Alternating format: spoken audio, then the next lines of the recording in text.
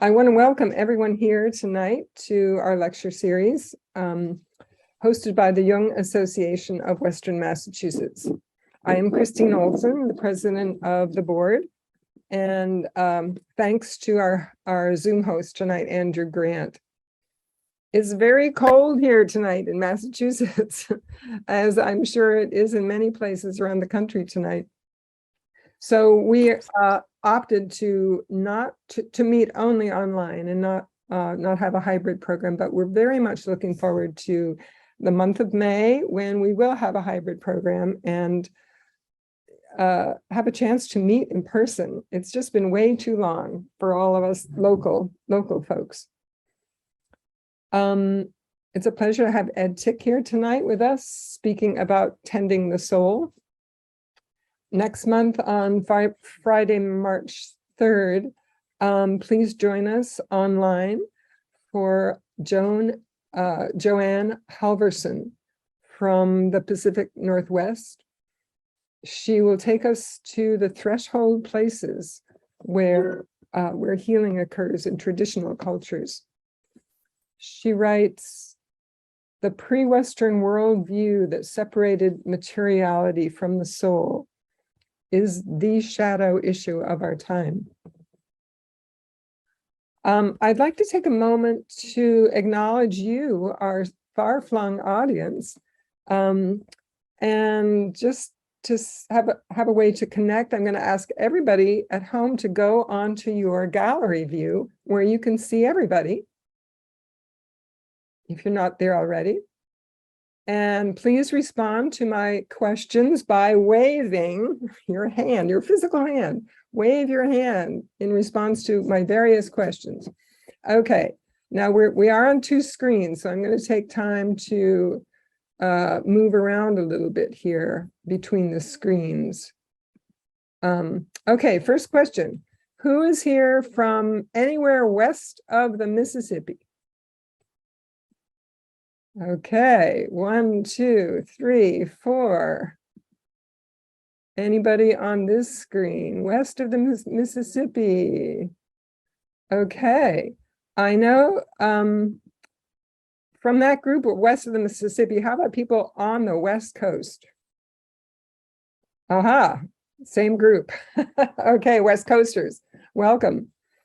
How about anybody here? Well, I assume everybody else is east of the Mississippi, but how about east and south of the Ohio River? That's Kentucky and everything east and south from there. Anybody from the southeastern? Okay, there's somebody. Gary, southeastern.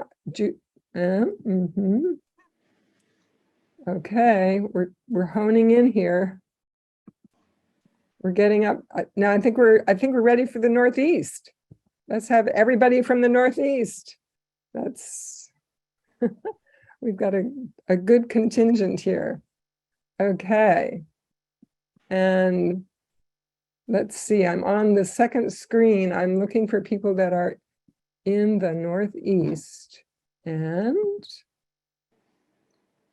there's a few more people. Last question. Anybody here from the Pioneer Valley, Northampton, Amherst? Very local, in other words, Ed's neighbors. Okay, great. We have one person from the UK. I was going to end. Anybody here from outside the US?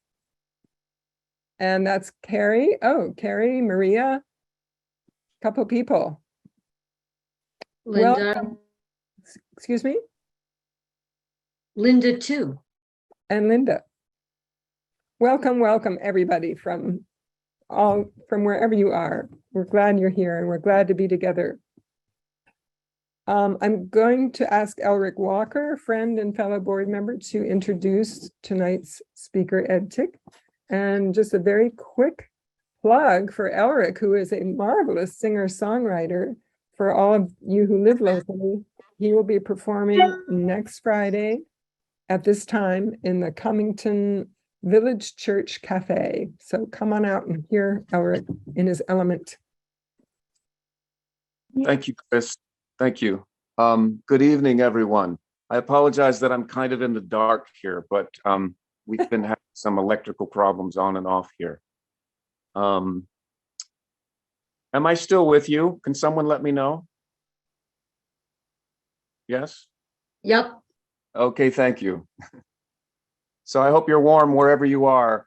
As Chris said, my name is Elric. I'm a member of the board, and I've been asked to introduce our speaker to you tonight.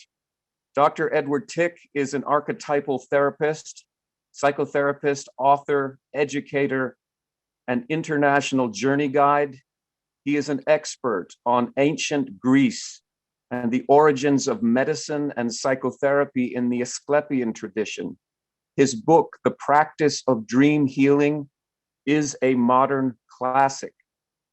He is director emeritus of Soldier's Heart Incorporated.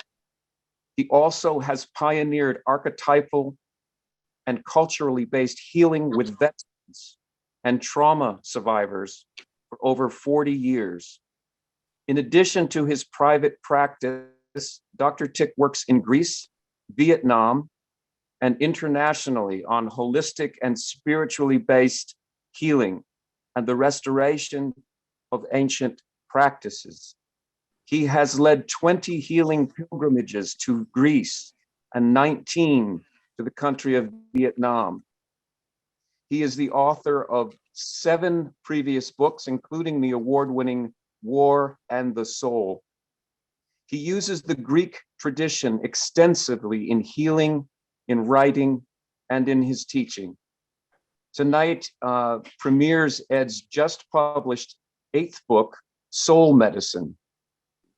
And so it is my great honor and my grateful privilege to introduce to you tonight someone who has been a valued member of our association, a former board member, a person of honor and authentic integrity, a trustworthy friend to our community, and someone who continues to make himself available to us as an advisor, and on occasions such as the one tonight, comes to us and joyfully shares his wisdom and considerable life experience with us. He is someone who has spent his life in service to the healing of the human soul. Please welcome Dr. Edward Tick.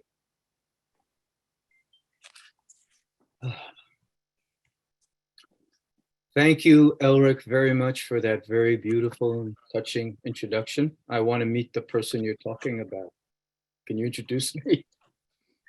I really feel humbled and grateful for that. Thank you so much. Good evening, everyone. Good evening, my friends. I see old friends here and colleagues and some with whom I've traveled overseas. It's great to see you, and lots of new friends and acquaintances and colleagues as well. So thank you all for coming. I could say thank you for coming out on this frigid night, but it's so frigid that we're not out, but we are out in the imaginal world together. So first I want to thank not only Elric, but the entire Western Massachusetts Jung Association for the series that we give to our community and to the world for many years now, for decades, and for this year, and especially for hosting me tonight and giving me this opportunity to share a little about the publication of my new book with you this evening. My presentation tonight will be heavily on the material that's in my new book. And thank you, Chris, for opening us up as a community and being in gallery view at first. Very briefly, my format tonight is that I will speak for about 45 minutes or so, then we'll get off the PowerPoint and into the gallery and have some question and answer and discussion and sharing time. And then I will go back into the lecture for the second half. Then we'll come together as a community to share. So stick with me for the next 45 minutes and then and take good care of yourself. Feel free to take a break for your bio break or a tea or anything you need, of course. And on or off screen. It's great if you stay on screen so people can see each other, but if you need to be off, that's okay too. And we will see each other at least during our discussion time. Please come on screen so we can really see each other and be as much of a community as possible under these distant conditions. Okay, so we jump in.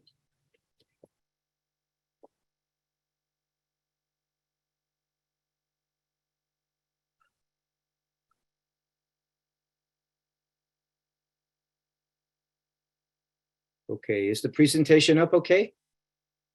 That's good. Okay, so good evening, my friends.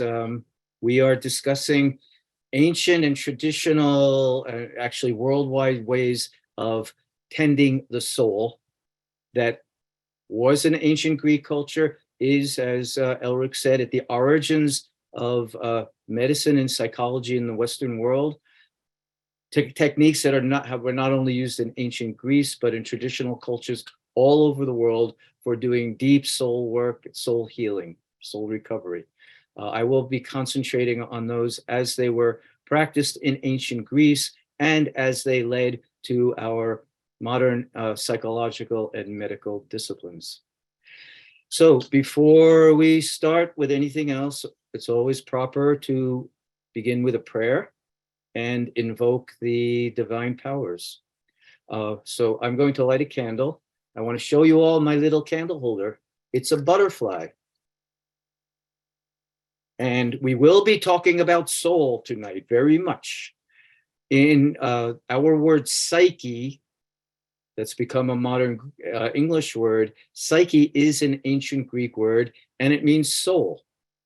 We'll learn more about this. Psychology did not originally mean the study of the mind, but exploring the order and meaning of the soul.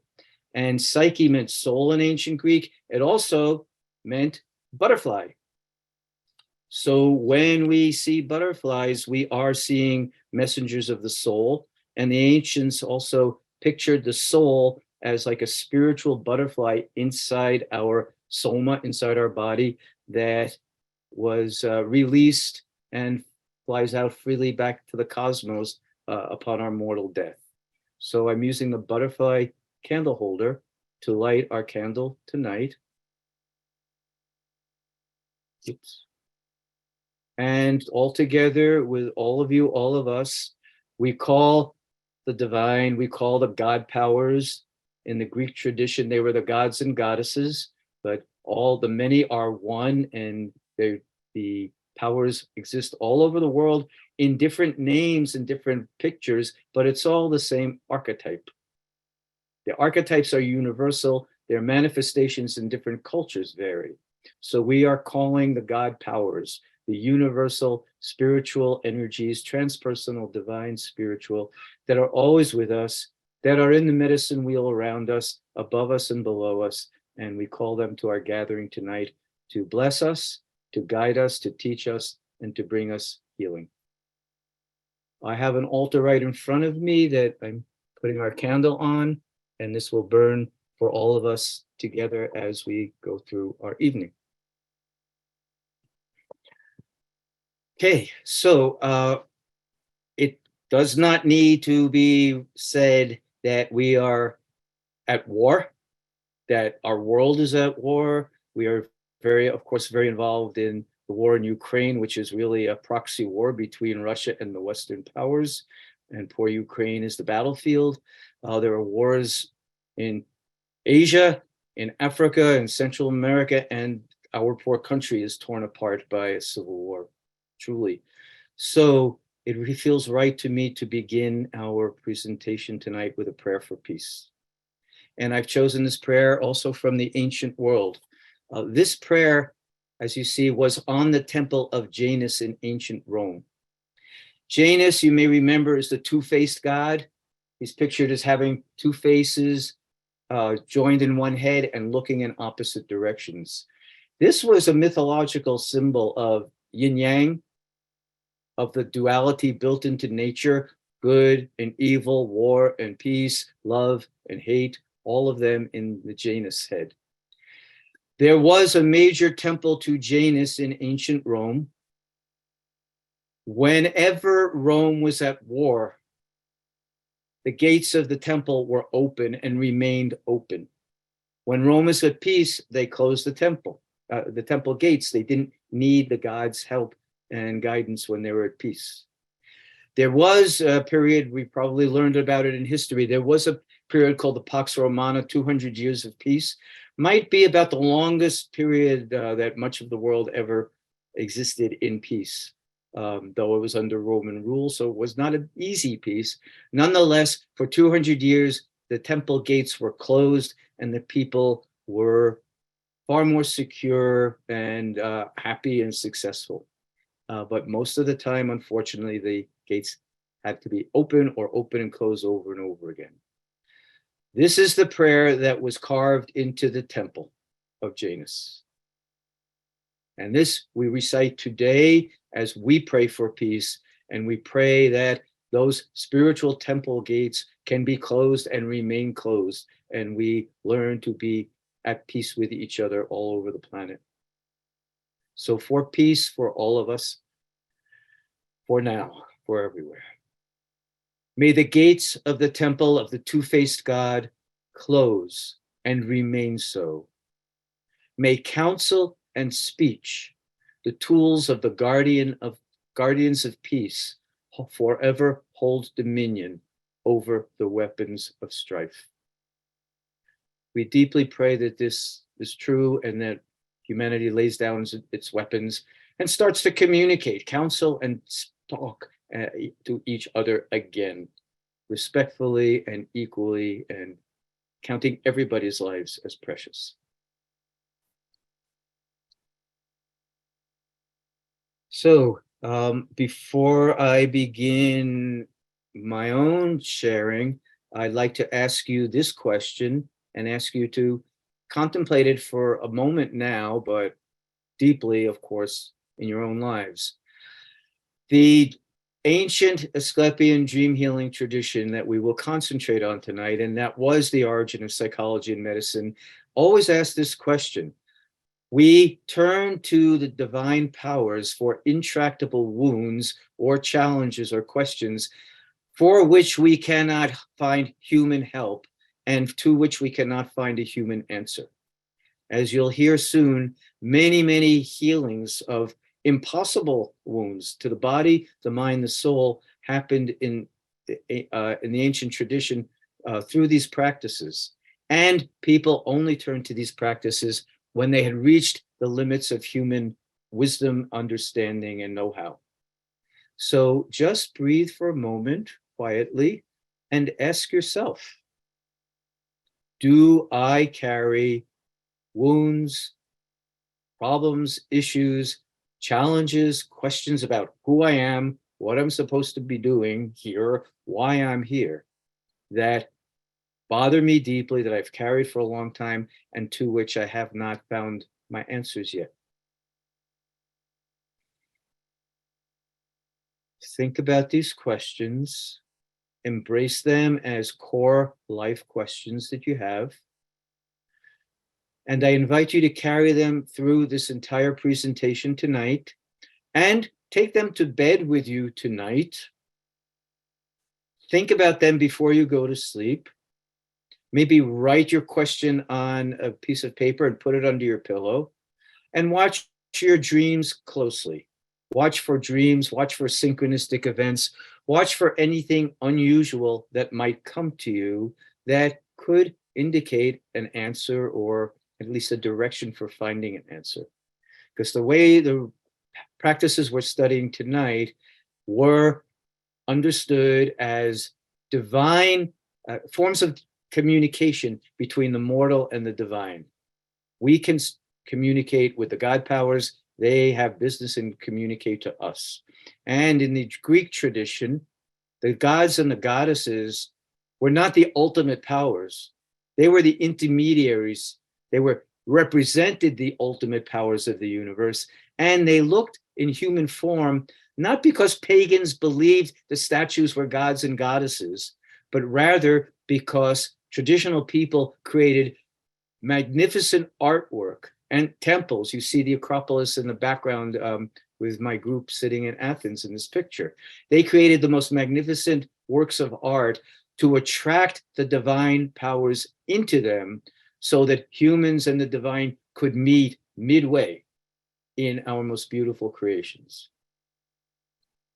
So when we're praying to Poseidon, the god of the sea, for example, we're not praying to that statue, and we're not even praying to a god that looks like that who exists somewhere in the universe. We're praying to the god power, the archetype of the god of the sea, and Poseidon, the image, is given to us as the intermediary so we can have a personal connection to the otherwise the ineffable. So we are calling the God powers to us in these forms and bringing our deepest questions that cannot be answered by ourselves or each other to the powers of the universe.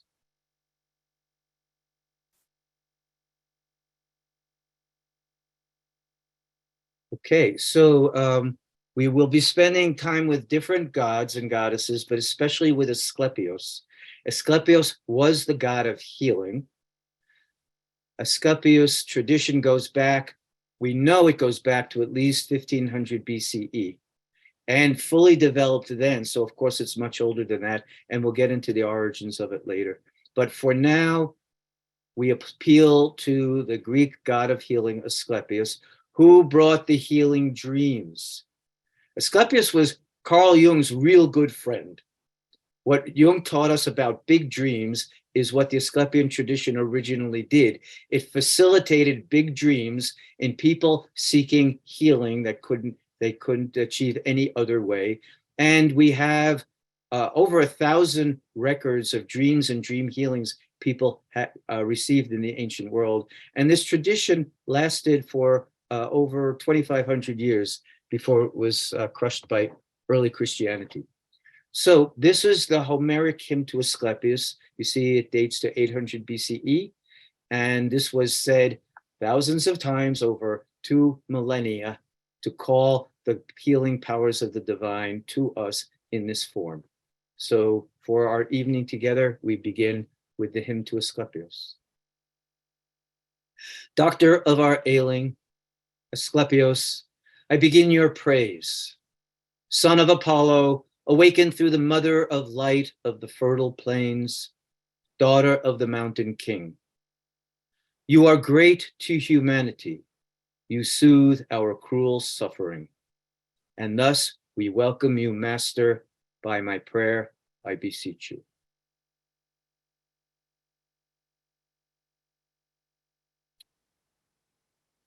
Before I get into the more discursive elements of this tradition, I want to begin with one of the stories of modern soul healing that we achieved using the Asklepian dream healing tradition. So this is a modern soul healing of a combat veteran who had severe post-traumatic stress disorder. His name was John. His full story is told in my book, and I have permission to share and tell the story, and he tells it himself, so we're good here. And John would be happy to share the story with you as well. So John was a Vietnam combat veteran who went through very severe combat. 3 times he was the only survivor of his unit when they came out of jungle combat.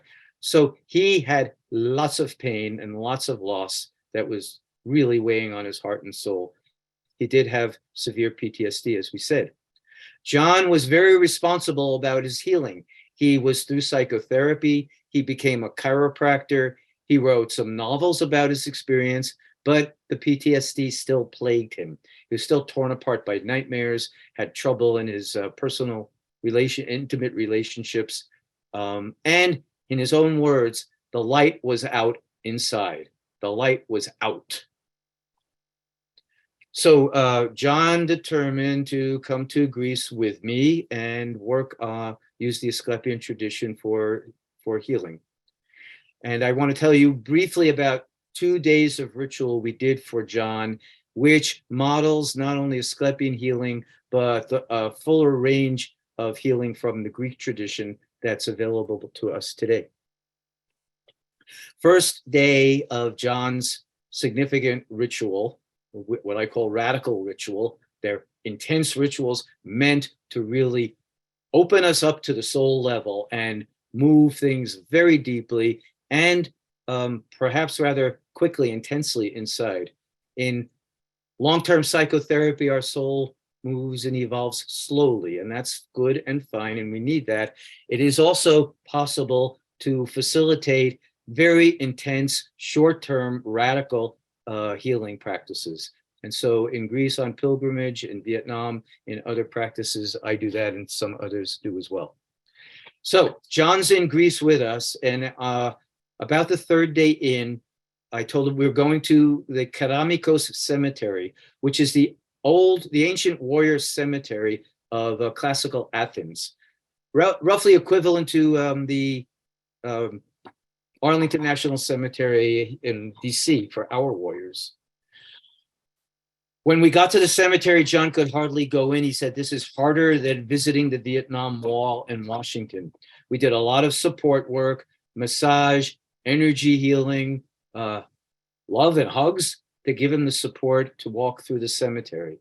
We did a spirit walk silently through the cemetery in the middle of the tombstones. John picked out a warrior's tombstone. You see 3 warrior tombstones on the right-hand picture there. Actually, John picked out that tall middle one that looks like the tallest pillar. And he sat against that.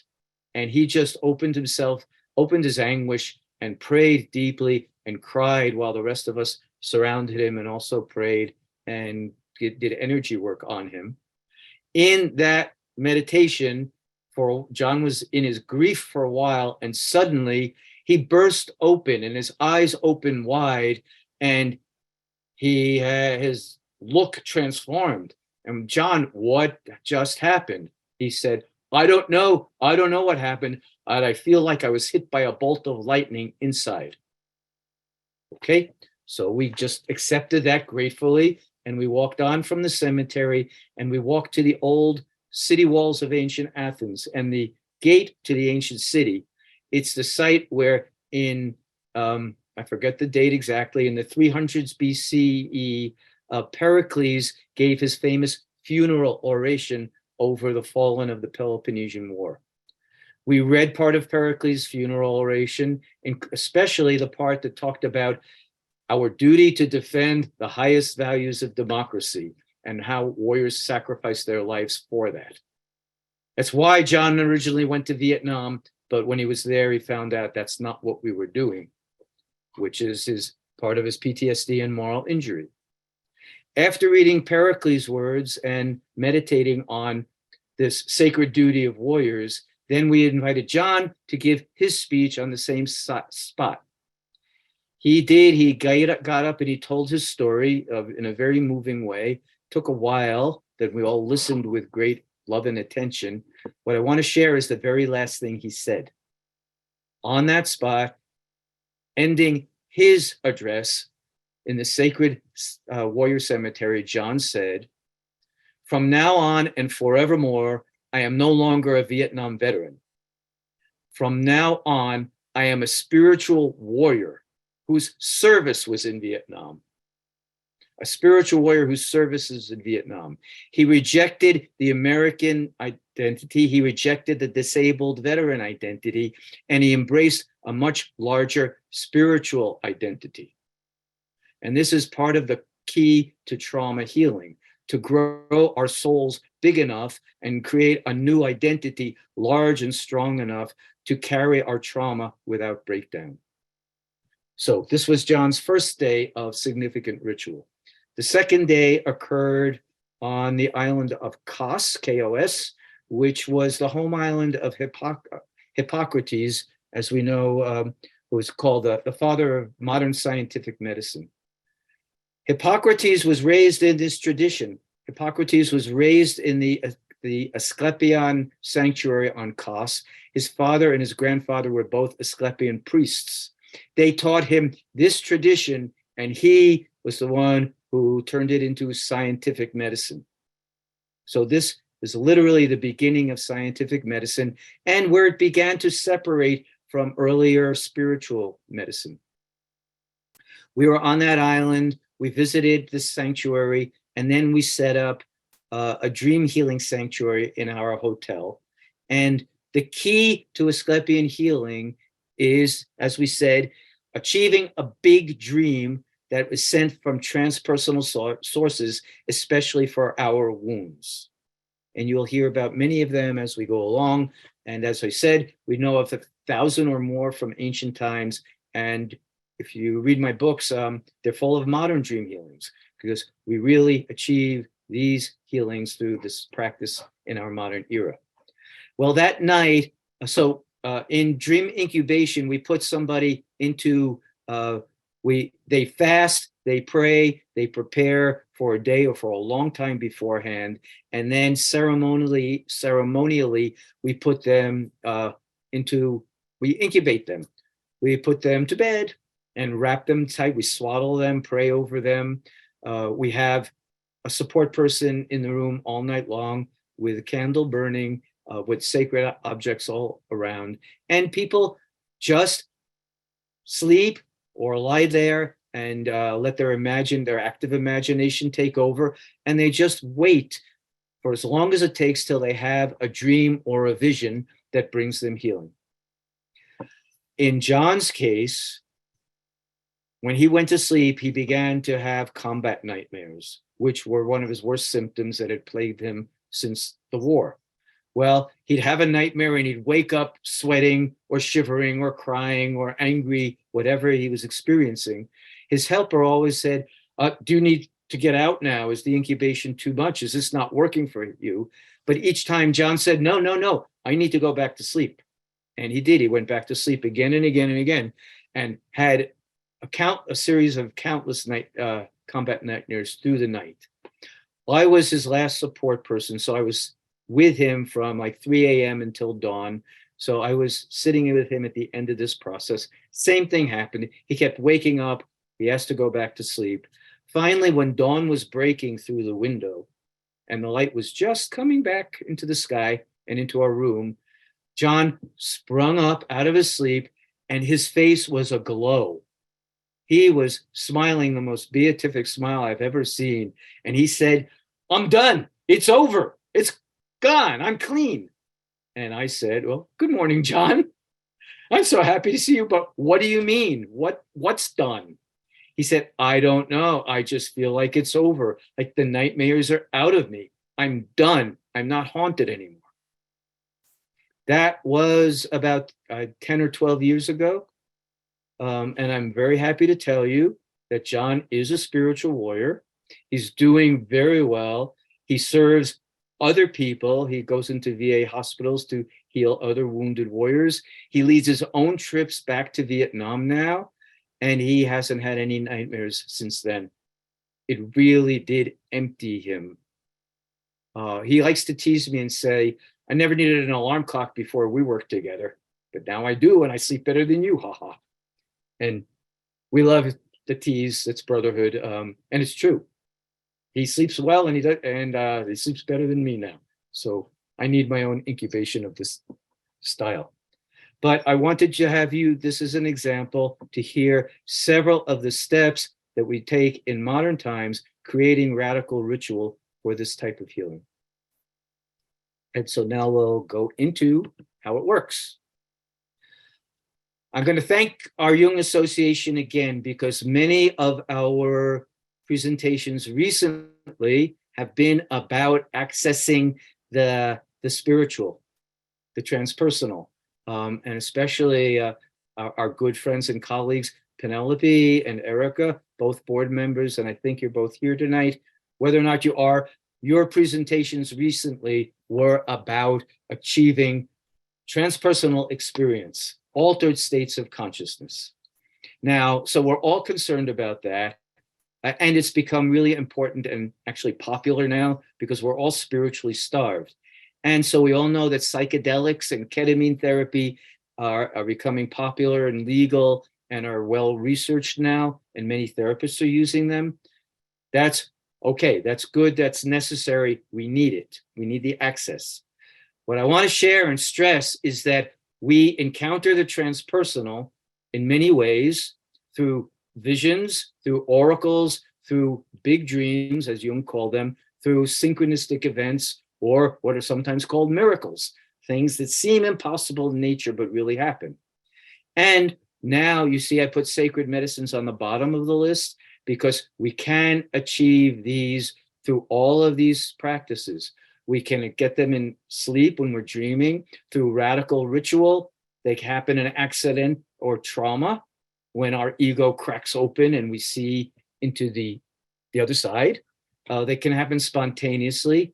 They happen purposely when we go traveling or on pilgrimage or on vision quest to look for them. They also happen in extreme physical situations. They happen in sports sometimes, and it happens in combat. People have breakthrough spiritual visions sometimes in the midst of the most horrific experiences.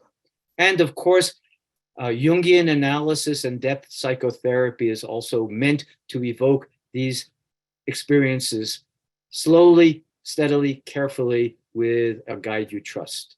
But please know, we can get them with the medicines, and that can be good. We can also get them through any of these other practices, and we can set off on conscious and purposeful quest to achieve them. And all of these are transpersonal and touch and guide and heal our souls. So we're looking at ancient spiritual medicine and its origins. It has its roots in shamanism. So the origins of Asklepian incubation were in the caves of northern Greece. People slept in caves on vision quests in very early times, and these evolved into the more sophisticated sacred medicine tradition that we inherited. So roots in shamanism that are tens of thousands of years old and the oldest form of healing on the planet. And that includes earth medicine. So the use of herbs and waters, immersion in nature, and chanting and rituals that are inspired by or come from nature for us are all part of ancient spiritual medicine. And then we have the altered states of consciousness that we seek. And the expressive arts are used extensively because symbols are the language of the soul. We'll get to this later. Our symptoms are actually symbols the soul is putting forth through our body or our behavior when we haven't heard our soul needs in any other way. So we need to embrace and work with our symptomatology, not squash it or erase it through the use of pharmaceuticals. And ancient medicine transcends the ego. In Jungian terms, we would say we water the archetypes. We are spiritually dry now, and we need to drench in the imagery and the symbolism and the practices of the archetypes, and we need to feed them and water them so they reawaken and become activated in us. And when we're doing radical rituals of this time, we are appealing directly to the archetype to reawaken and be strong and revisit us. Now, most of you probably know this, but I always want to share it and remind us. The words for healing that we have today come from this ancient Greek healing tradition. So we said psyche, logos, psychology, most of us here know, or wouldn't be here probably, didn't originally mean the study of the mind as we learned that it means today. Psyche, logos, the order and meaning of the soul. And that's what we're looking to restore through the depth psychotherapy and the deep soul healing practices. Our soul has become disordered, imbalanced, out of tune, unfriendly with elements of life, and we are looking to restore the friendship. Plato's definition of healing, restoring friendship between the competing elements within us or between us. We're looking to restore the friendship of all the elements with the soul. So psychology is the order and meaning of the soul. Therapeia meant to attend or to serve. So a psychotherapist literally is a servant of the soul. And iatros means doctor. So a psychiatrist is originally and perhaps called to be not a medication dispenser, as most of them have become today in our culture, but a soul doctor. So if any of us need one of these services, please make sure they're talking to your soul, not talking to their computers and just sticking you into the pigeonhole category of diagnoses. That doesn't bring soul healing. That's not practicing soul healing. That's the shadow. That's how modern medicine has devolved and lost its spiritual roots and practices. I want to talk with you for a bit and then we'll have some discussion and then go back to Asklepios. But right now, I want to present to you some of the other sources of profound, radical healing in ancient Greece that are also sources of our modern practices of medicine and psychotherapy. So first, we visit briefly with one of my favorite people in all of history and a personal teacher to me. Socrates. We all know about Socrates. We may not know him very deeply, but a few things that are critical to remember about Socrates and what he brought all of us. Socrates is the one who gave us our modern understanding of the soul. The Greeks had the word psyche, but before Socrates, they didn't understand the depth and complexity of the soul. They thought psyche meant something like the shades in Hades, like the wisp, like the afterimage of a person that was left over after the body died. It wasn't spiritual. It wasn't powerful. It was this insubstantial, wispy thing. It was part of the life principle, but not something really critical to focus on. But Socrates taught that the soul is something else. Now, these are two of his statements. One of his students said, "He makes me realize I ought not to live the way I do, neglecting the wants of my own soul." And he said in his defense when he was being tried, "I tried to teach you, people of Athens, to stop giving all your time to money making while you don't care about wisdom or truth or the good of your soul." Socrates' entire mission was to teach us about the soul and how to take care of it. And in this way, he becomes an archetypal psychotherapist. And don't we all hear this? Any of us who are therapists or go into therapy, our souls are hurting. Our core is hurting. We want to do what's good for our souls, not just adapt to this stressed out, pressured, competitive world that we're living in. That doesn't tend the soul. Might keep us alive and might make our living and pay our bills, but we're not tending our soul. So Socrates taught us that the soul is our moral, spiritual, and rational core, and that we suffer when we do wrong and we betray our souls. And on the other hand, when we do good, we strengthen and deepen our souls. Today, it's in modern psychology, it's only about 20 years old, the concept of moral injury, that when we betray our core moral values, we are morally injured. And that is recognized in military veterans and other trauma survivors. Well, Socrates and Jesus were both teaching us about moral injury 2,000 years ago and more, and teaching us to do what is good and right and be true to the soul and to each other. So moral injury is an ancient concept, and modern psychology is catching up to it a bit. Now, Socrates is also famous. Oh, by the way, the picture is me standing in front of Socrates' jail cell in Athens at the ruins of the ancient Athens city jail. So with my groups, we really go where he lived, where he taught, where he defended himself, and where he was executed, and feel his energy, study him, read his works, pray to him there. So that really penetrates our being. Socrates, we believe, is famous for saying, the only thing I know is that I know nothing. That is a very rough translation of his Greek statement, enoiden oti oiden oida, which is also impossible to translate.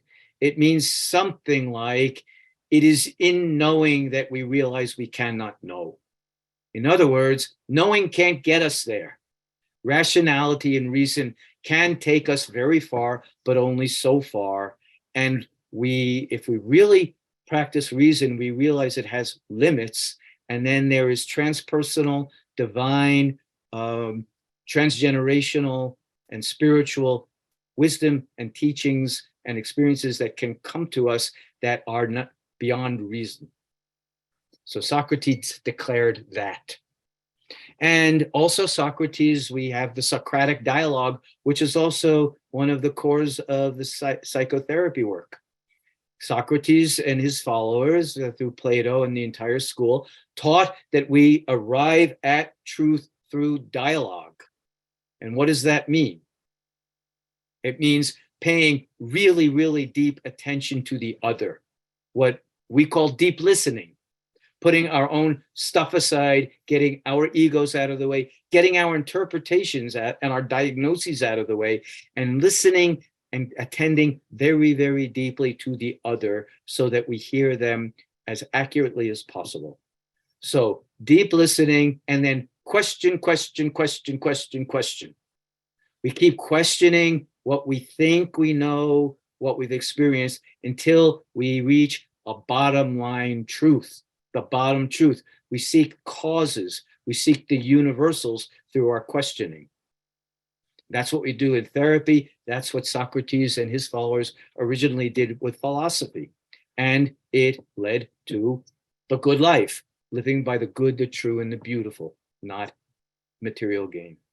So Socrates was not only a philosopher, but he was an archetypal psychotherapist who began the practices of the disciplines many of us are devoted to.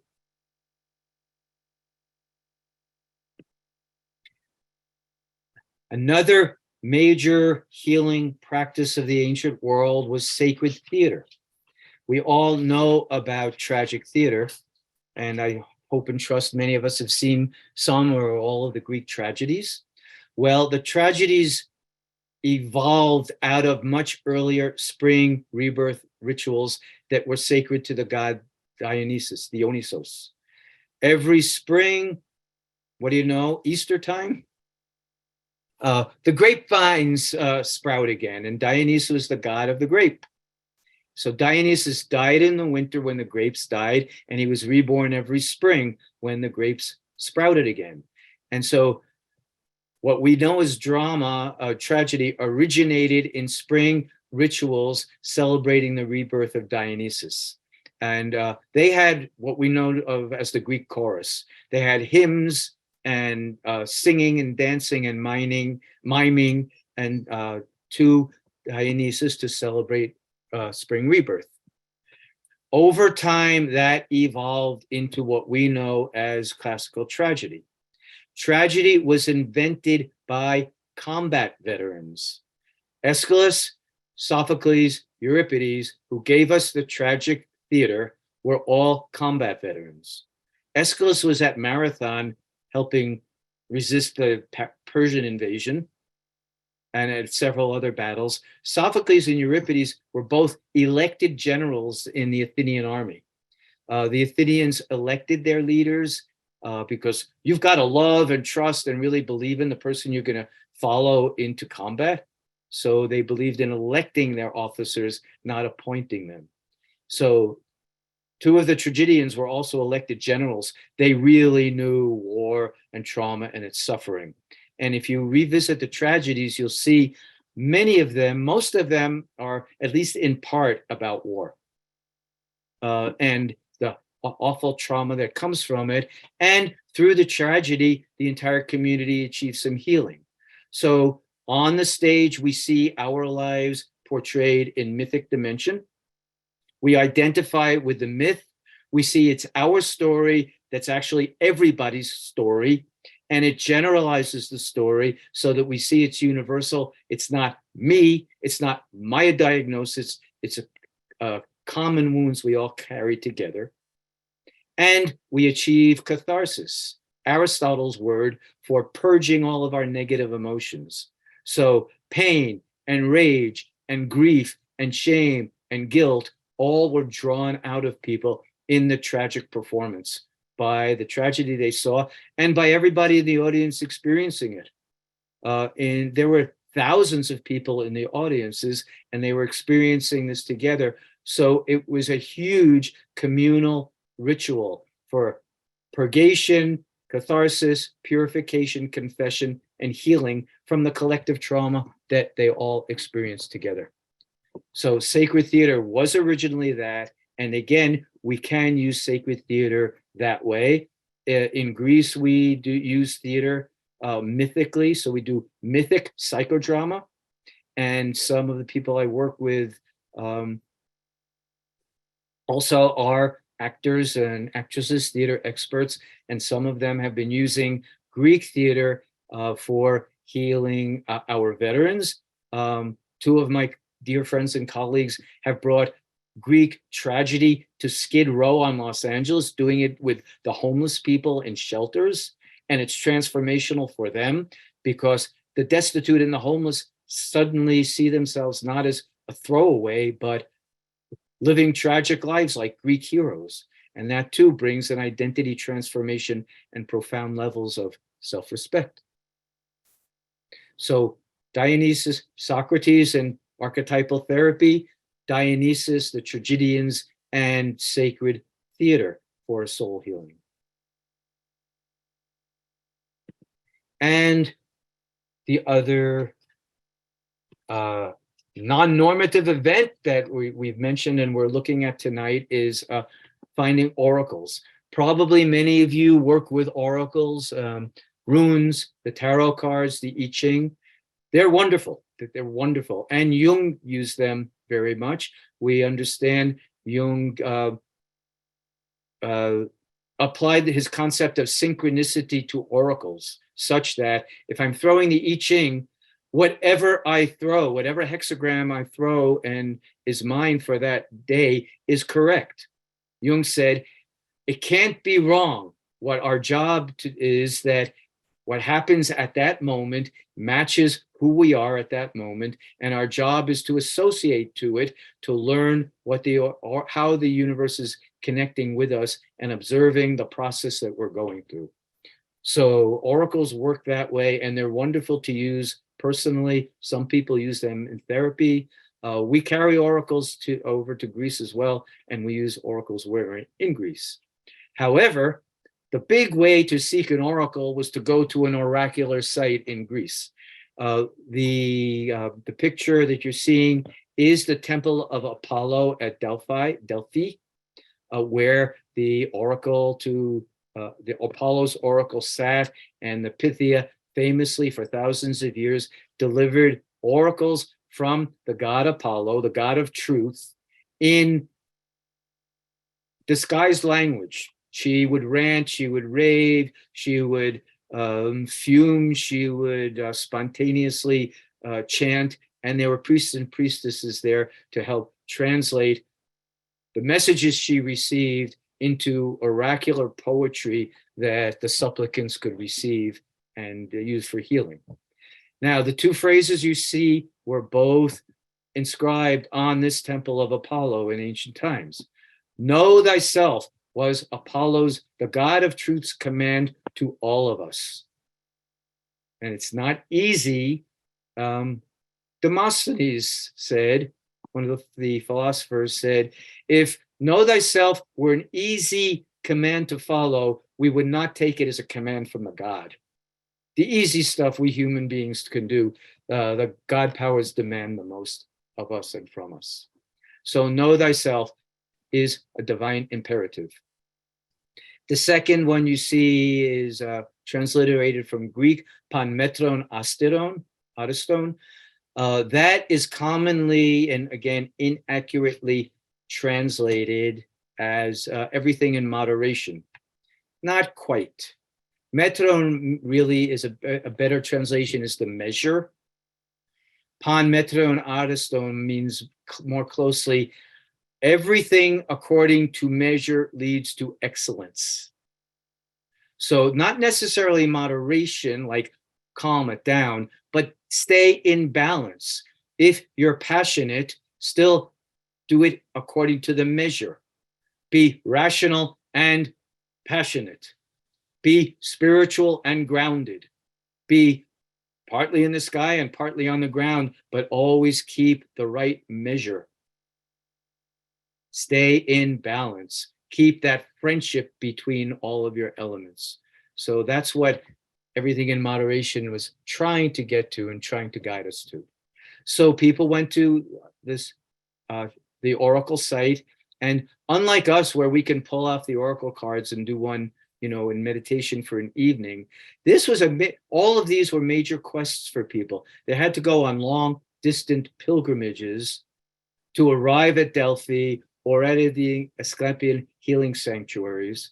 It took a long time, a lot of work, a lot of expense, and most of the time it was probably a once-in-a-lifetime journey, like going on the Hajj to Mecca if you're of the Muslim faith. You're asked to do it once in a lifetime to have that personal connection to the divinity.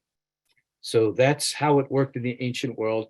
But there were over 200 oracular sites, over 300 Asklepian sites. So they were very popular. They were built into the culture. They were used for thousands of years. They were part of the way of life of the ancient world. And in these ways, souls were better tended than how we do today. So I just want to ask you to take a brief moment again in your private space and take a few deep breaths and ask yourself, where, when, how have you experienced big dreams or oracles or visions or synchronistic events? Please remember yours. I had a big dream when I was 4 years old, and it changed my life. It awakened me and made me different from the people around me and from my family from that moment on. So in a way, I didn't have the language, but I've been on a soul journey my whole life because of that original big dream that woke me up and taught me there's an invisible world, and it's as real as this visible world. So I'm 71 now, so I still think about and work with that vision of 67 years ago, and I can feel it now as I share it with you, and that it still guides my way. So I hope and trust that you've also had your big dreams, oracles, visions, and events, and please always remember them. Treat them as core soul events in your life journey and continue to draw on the wisdom from them. And now we're going to go to sharing time. So I'm going to stop screen sharing for about 10 or 15 minutes so we can have some sharing, questions, discussion, whatever you want. And then we'll go back and visit more deeply with Asklepios, the god of healing. Okay, so I'm going to gallery view now, and we can see each other and be in community. So, questions, comments, sharing from anyone? Okay, I see Tsiva raising your hand. Hi there, yes, it's Sylvia. Thank you so much. Corey, please talk over to us. Yeah, I'm enjoying the presentation very much. Since we're watering our archetypes, I wanted to present, let me just see if you can see this. This is the dreaming goddess of Malta, the sleeping goddess of Malta. Yeah. And she was the same work as Asklepios. People would come to her temple and incubate dreams. So most of us know about Asklepios, but I wanted to introduce everybody to the dreaming goddess of Malta in case they didn't know her. Same thing, healer, dream temple, very similar rituals and so on. Thank you very much for bringing her here and for reminding all of us of this.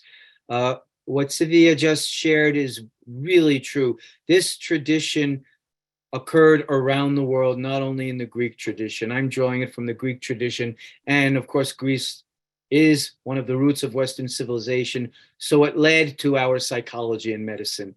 And our friend is absolutely right. The tradition exists elsewhere around the world.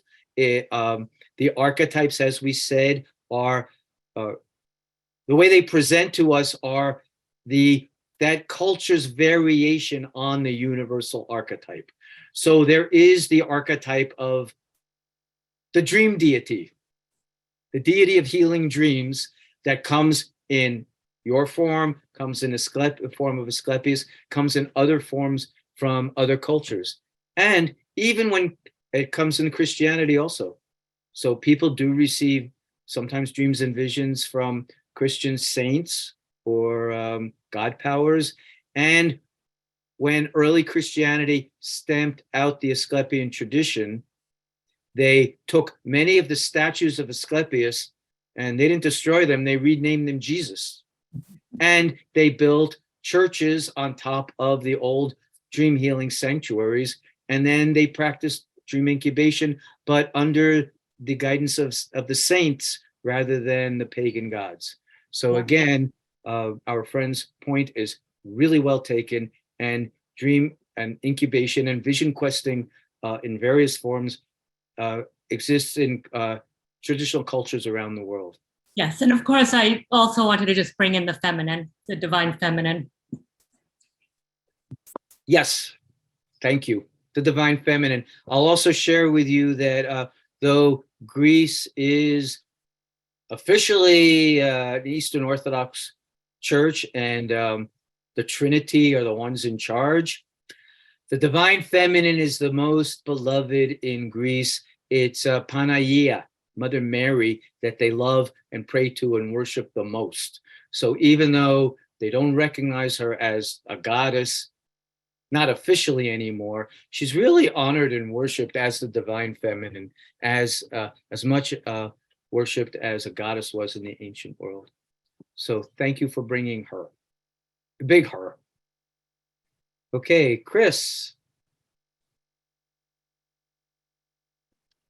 I'd be interested in hearing you speak a little bit about your work with Ukraine and with Russia, and how these practices are informing your work there. Okay, thank you.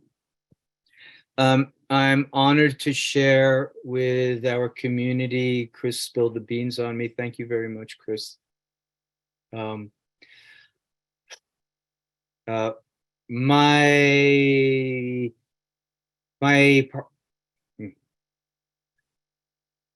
I have been working in this psycho-spiritual healing of war trauma for over 45 years now. My important books in that tradition are called War and the Soul and Warrior's Return. I don't only work with American veterans. I lead healing pilgrimages to Vietnam as well as to Greece and work with their spiritual traditions. And over the last year during the Ukraine war, I have been working by Zoom with Ukrainian troops and healers. And also now I'm working with actually Jungian therapists in Moscow who could have left the country. Some of their colleagues did, but they decided to stay behind, not because they hate the war. They're against it, but they want to help their country heal from the severe trauma that they're in. So I'm working with both Ukraine and Russia. And they're both countries are translating my book, Warrior's Return. And we've gotten grants, they've gotten grants to do that. So the book will be distributed free to their wounded warriors and their universities, their hospitals, and to their healers. What's really important to know is that they reached out to me and to some other American experienced in war trauma healing because they don't know how to do it. They don't know how to do it. Both the Russians and the Ukrainian colleagues tell me that they have had conventional Western psychology imported into their country, and they've mostly been trained on that. And they know it doesn't work. They know they need comprehensive spiritual and cultural and penetrating practices wisdom in order to bring healing to their people. And so we're working on that, on helping them learn and develop variations of these spiritual healing practices for their wounded, even while the wars are going on. The other thing I can tell you is that what they report about their conditions to me is, it sounds like the 1950s and 60s in those two countries in terms of veteran treatment, veteran healing. They throw medications at them, they lock them in hospital wards, they don't listen to their stories, they don't know what to do. They really don't know what to do. The opportunity now is, it's amazing. I'm talking with both sides, and the ones I'm talking with want to talk to each other. They don't support the war. So we might get them talking even while the war is going on.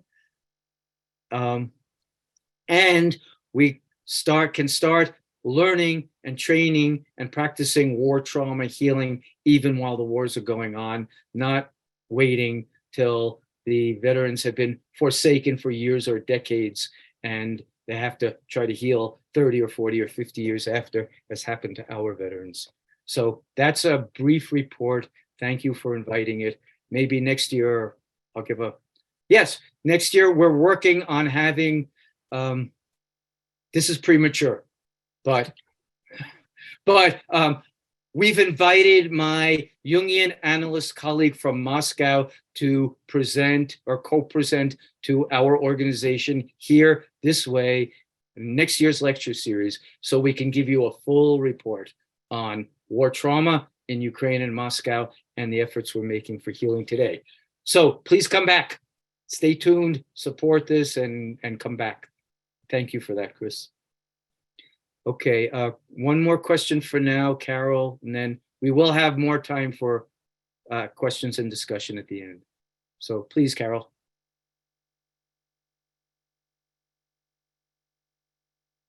Oh, you're on mute, sweetheart.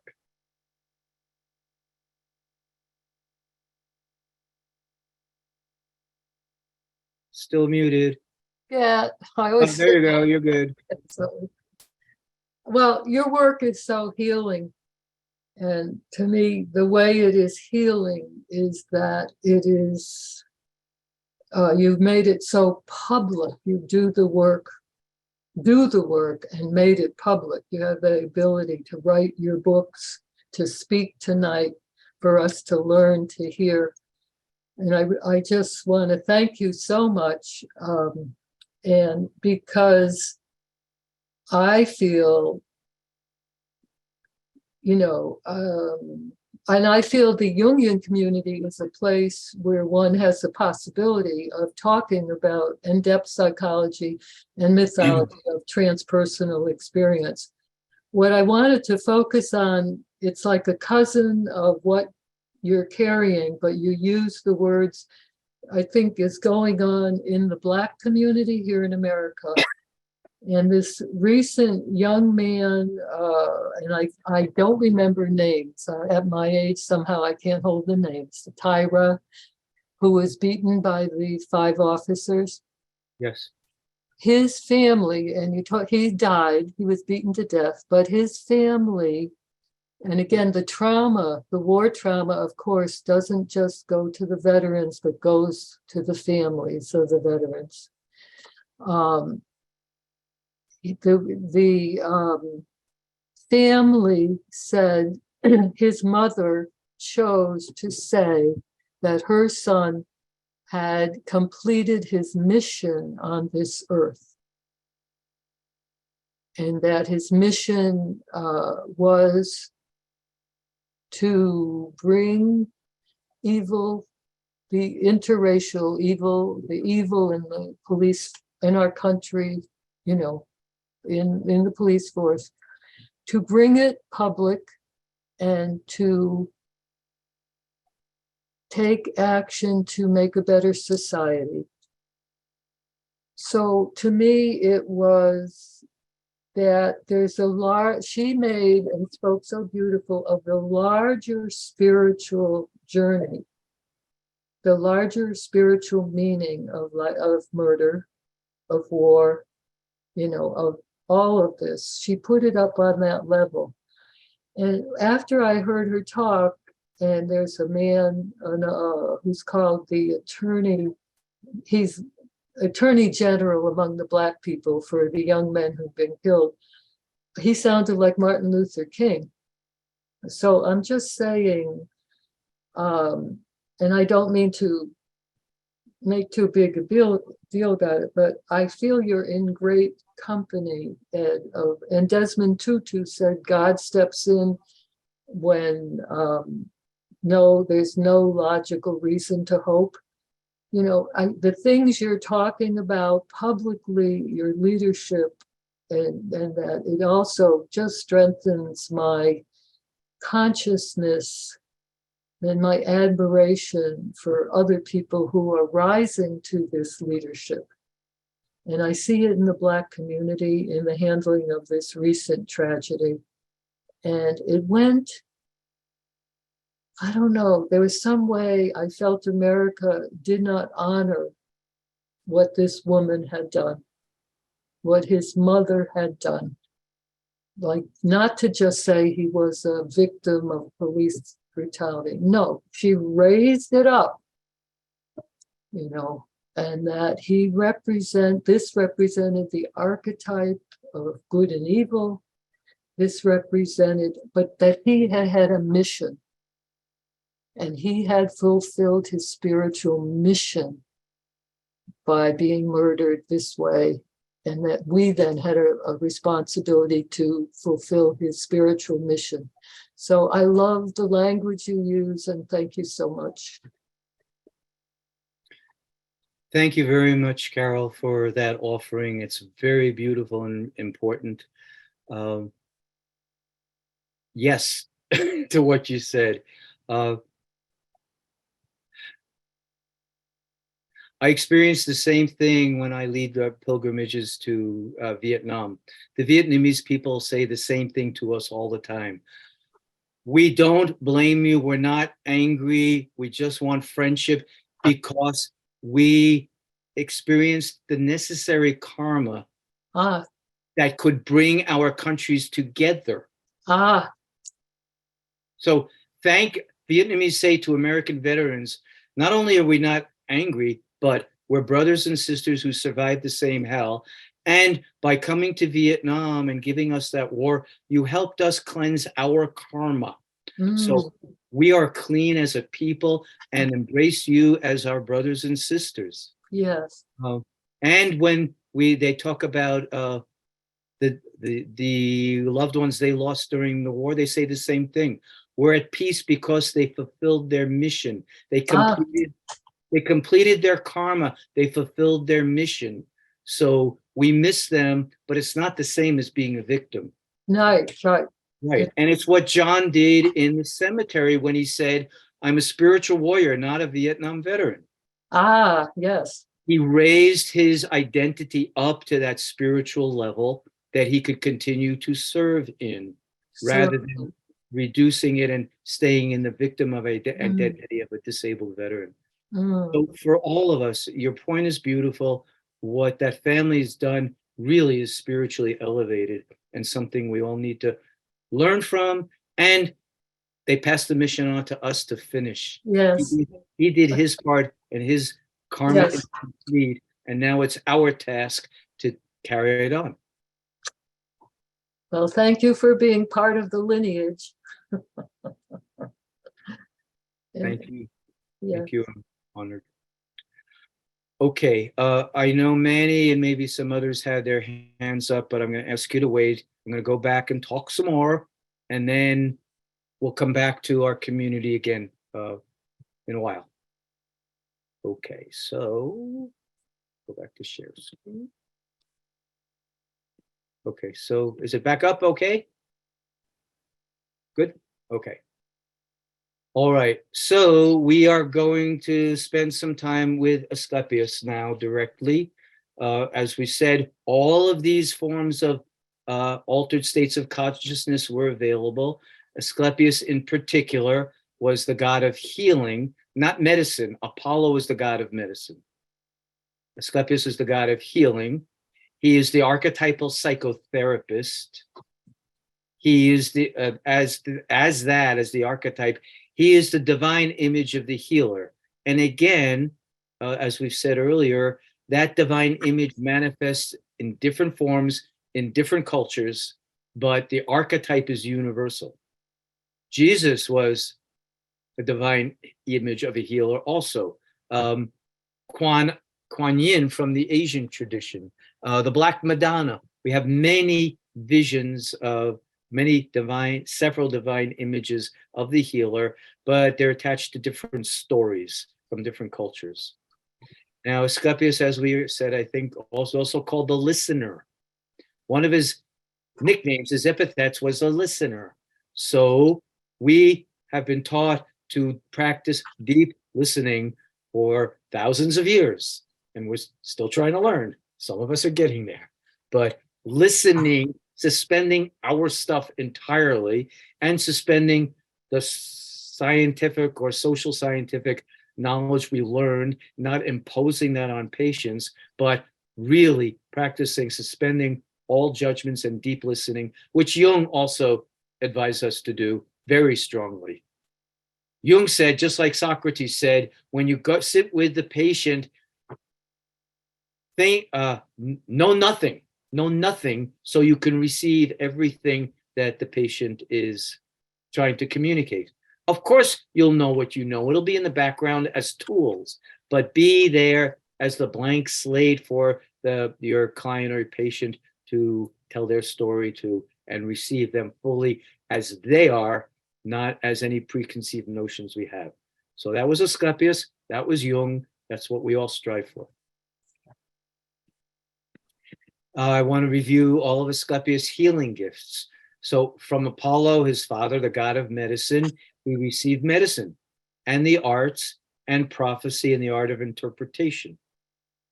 There are many stories of the oracles of Apollo being misinterpreted and leading to disaster instead of blessing. So we have to be really careful in our interpretation. And Apollo, at Delphi, Apollo once said to me in my meditation there, that interpretation is the most difficult of the human arts. It's really hard to get it right. We're given such complex symbols, and as Freud said, they're all overdetermined. Every association we have to a symbol might be right, and we can't think our interpretation is the one. We have to work for that aha moment that's not ours, but it's the client's, the patient's, the suffering person who's looking for guidance. So that's all from Apollo.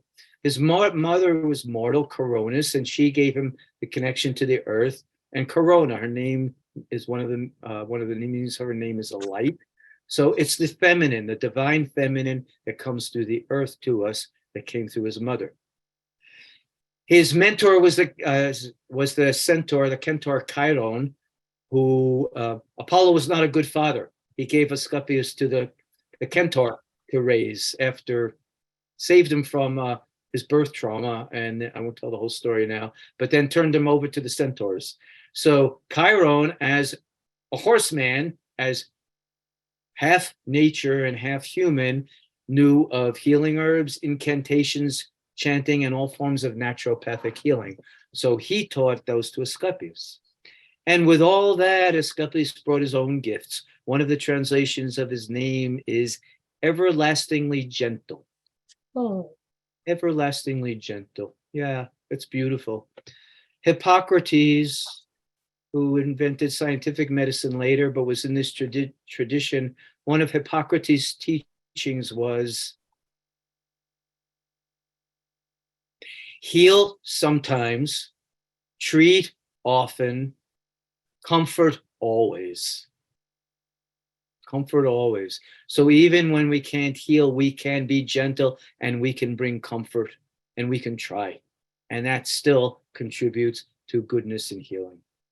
So Asklepios brought gentleness, healing dreams, and he was also called the first psychiatrist because he used dialogue. He talked to his people. So he brought us the words that can alleviate our tormented souls. So some people these days put down talk therapy, and I want to suggest that it's because we're not talking well or gently or correctly, not because talk inherently fails, but because it's how we talk, how we communicate. And if our words can bring comfort and alleviate the torment, and if we're doing deep listening so that our clients know they're being really heard, then talk therapy is fantastic and it can do the work. So don't throw that out even as you look for more active and experiential techniques. All right, so the core practice, as we said, was what was called enchemesis, dream incubation or temple sleep. The picture you see is the remains of one of the avatans that was the place reserved for nothing else but dream incubation. That's the remains of part of the avatan at Epidavros, the main sanctuary. So in the avatan, after all of the holistic practices and after some dream or vision or experience beckoned people before the God powers and into the avatan, then they went in there and they slept or fasted and prayed and waited and waited and waited until dreams or visions came to them. And that was the epiphany. As good as all of the holistic practices are, they weren't considered the ultimate healing. It was literally the epiphany, which means a visit from a divine source.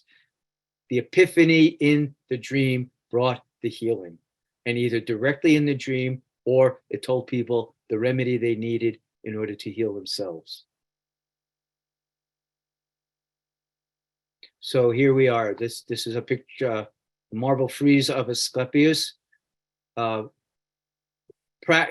delivering a dream and also practicing acupressure, because they used that as well. And behind him is the goddess Igia, Hygeia. Our word hygiene comes from Igia, and that was his. He had 3 daughters, and they were all healers, and Igia was the primary one, who also had dream healing sanctuaries of her own. So even in the Greek tradition, that did become quite patriarchal. The divine feminine was present in the goddess through the goddesses, and the goddesses also delivered dream incubation. So the divine feminine was present, even though she was being challenged by the patriarchy.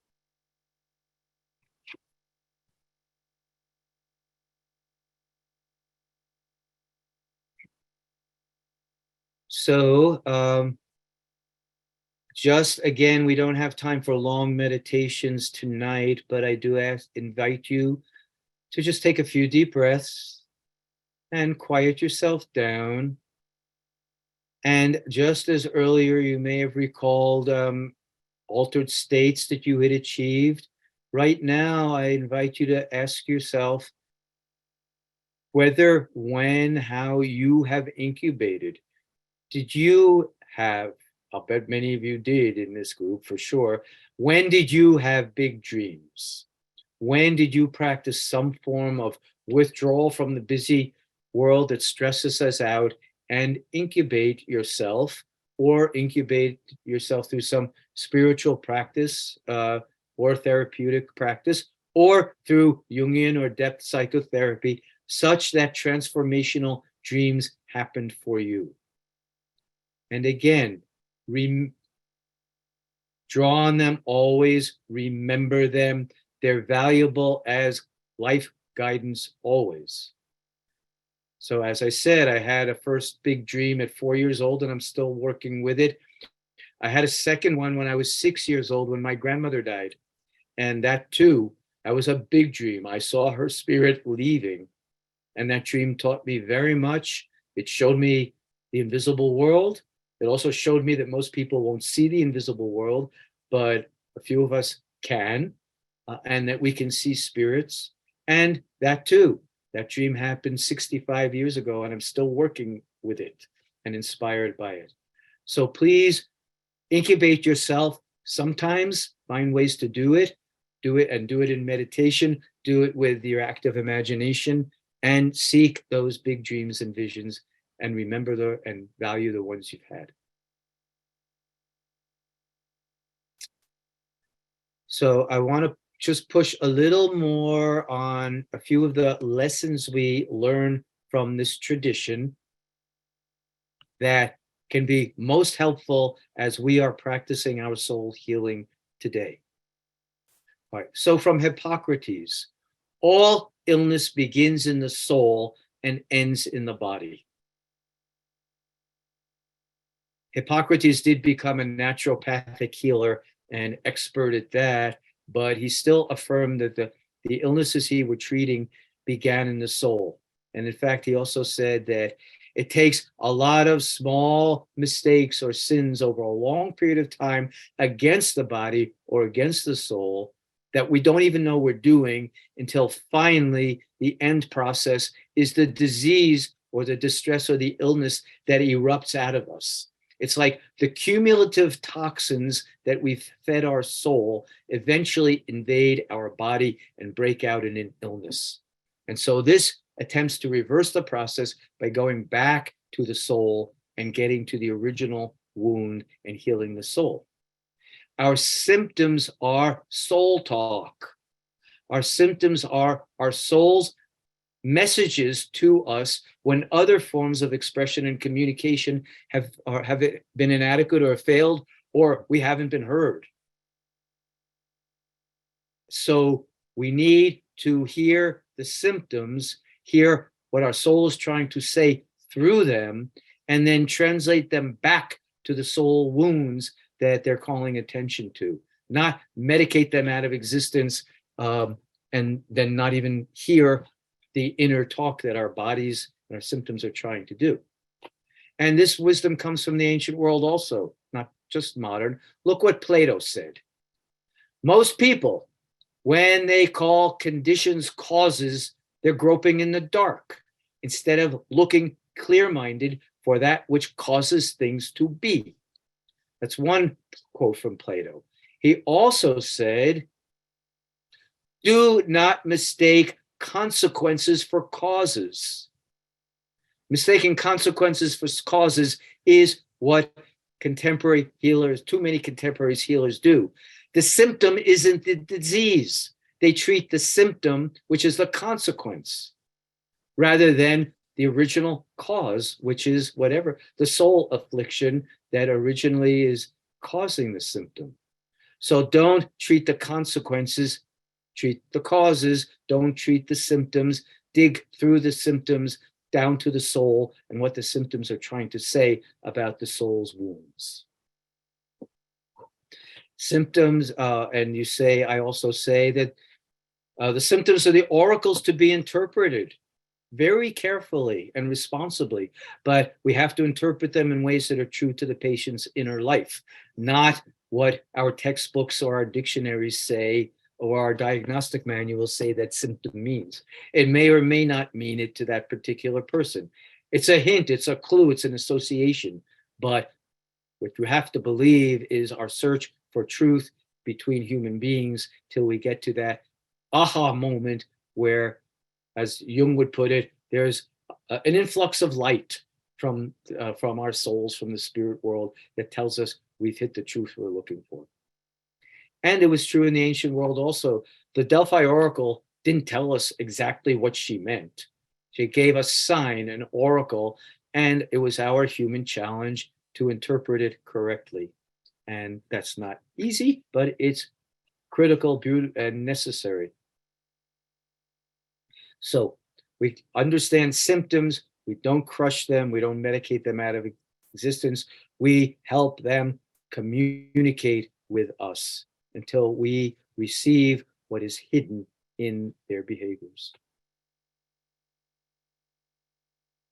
Okay, so here are a summary of some of the lessons that we draw that are therapeutic keys for doing our soul work from ancient healing. So, as both Socrates and Jung said, assume we know nothing. Be as open and clueless as we can be when we're sitting with our clients, and allow the clients to provide the clues to us, and search with them for the meaning of the clues, but don't think that we know and don't impose our interpretations. We'll kill their experience if we tell them what it means.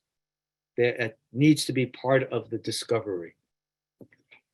Also, of course, practice deep listening. So we listen deeply and attentively and from our hearts. It's okay to have feelings and to show feelings in the therapy room, in the therapy office. Sometimes we healers are feeling what our clients can't feel or have shut off or dissociated from. So sometimes we're modeling feeling, and sometimes we're channeling feelings that they don't even know they're having. So it be in your heart as well as in your mind when you're listening deeply and attentively. And we heard that Asklepios means everlastingly gentle. Talk gently, be gentle, find softness and kindness and goodness in your heart. And even if you don't like the person you're working with, find something to love about them. We need the loving connection and the gentle connection and the comforting connection in order to build the relationship that brings healing. And in our talk, always search together, not exploring just the consequences, the symptoms, but looking for the deep original causes of the condition. So we don't rush we don't repress the symptoms, and we don't rush to fix them. We sometimes, of course, have to mitigate them if they're so disturbing that it's destroying a person's well-being. But so we can sometimes help reduce and repair symptoms to make help the person be more amenable to the therapeutic work, but we don't crush them. We don't wipe them out of existence. We listen to them and work together to interpret them accurately. And we also look for all of these non-normative events. As we said earlier, and some people in our group tonight work with the sacred medicines, they bring big dreams and visions and provide oracles, and that can be very good and life-changing. And we're also affirming together tonight that we can achieve these altered states without medications, without pharmaceuticals, through radical practices and radical rituals, ourselves or with each other, on pilgrimage, in our dream life. And so do recognize, seek, affirm, facilitate in yourself and with the people you work with. All are these forms of altered states. And I'll also throw in, probably many of us have experienced this. Sometimes people have big dreams or altered states and go to a therapist or a psychiatrist and report them, and they're told that it's psychotic material. Uh-oh, you're becoming schizophrenic. It's because we've lost the archetypal wisdom. I've been consulted by quite a number of people over my career of decades who were not psychotic at all, but had some kind of non-normative visionary experience. But when they went to consult on it, they were told that they're becoming psychotic. And it was dangerous. There were no other, in these people, no other signs of psychotic breakdown. But it was the therapists who couldn't recognize the symbolism. It was so unusual to them that they judged the person as breaking down into a psychosis, rather than investigating the symbolism with the person and where it came from. One really quick example, I worked with a man from Athens, Greece, who was having dreams, regular dreams of a Mayan Central American shaman coming to him in his dreams and trying to bring him healing. When he consulted other therapists, 3 or 4 times he was told he was going schizophrenic, and those are crazy dreams that nobody could ever understand. It's because they didn't recognize the symbols. So he had to actually reach out from Greece and speak to me. And as soon as we talked and I recognized the symbols, it was half a healing to know, for him to know that, oh yes, these are traditional symbols from Central America. And somehow you in Greece are receiving them from the collective. So you've got business with Central America, and we can work on that and help you be spiritually connected to that culture. So the collective works this way. Things can come through from any culture and any language that we don't know and we don't recognize. I had a dream about a month ago with some words in Urdu. I really don't speak Urdu, and I didn't even know it was that language, but I remembered the words, and so I did a search until I could find the meanings of the words, and they were perfectly fit to the dreams I had in them and to the healing needs that I was seeking at the time. So in dreams and big dreams and other visions, we can access the collective unconscious, and spirits and messages can come from any part of the universal human experience and come through to us. And of course, the arts and the humanities carry those for us. Jung said, and Rollo also said, the best preparation for anybody in the psychological field or medical fields are the humanities. They said, don't study psychology or medicine first. Study literature and the arts and drama and painting and music, and fill yourself with as much imagery as you possibly can so that you can have the best cachet of universal imagery so that you can understand what your patients will present to you and not misjudge them as psychotic, but go into the experience with them. So the arts and humanities are essential. And mira is the Greek word for destiny. Affirm destiny. As Carol shared, what a beautiful story from that African-American family. This was his destiny. This was his mission. He fulfilled his mission. So we grieve him, but it's not the same as being a victim whose life was cut off without meaning. He had a good destiny that can bring us all healing and reconciliation if we carry the work on. So affirm destiny and work with it. No matter what happens, whatever happens to us is our destiny. And we are given really hard karma to work with. It's hard to accept it as a gift, but that's our challenge. And always be grateful, always give thanks, always serve, and seek to thrive in the new transformed identity. And then finally, make everything sacred, ritualize everything. The therapy we do is a ritual. Some people begin with a prayer. Some people pray before they go to their therapy session.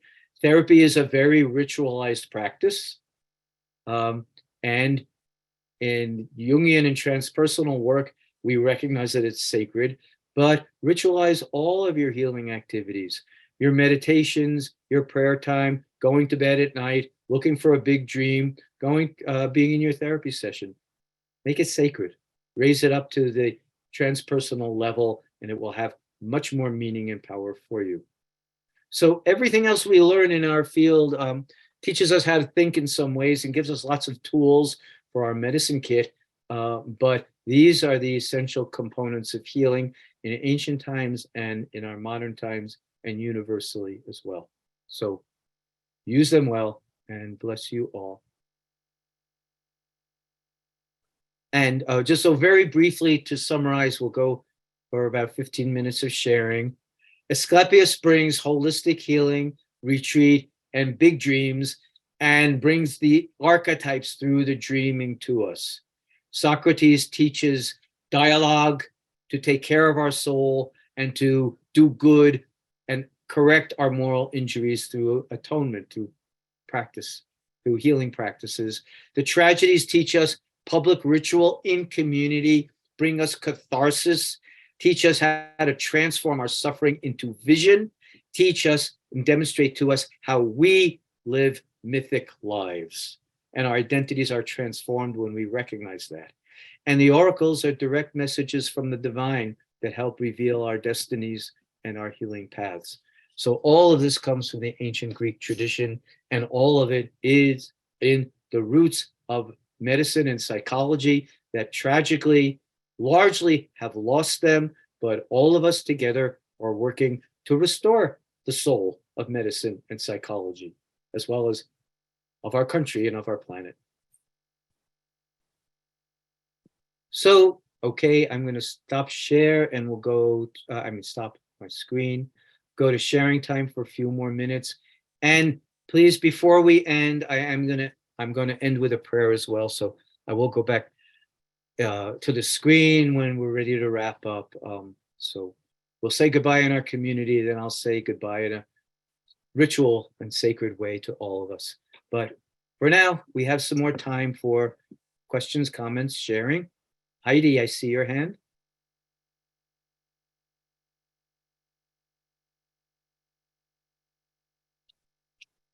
Oh, you're still on mute.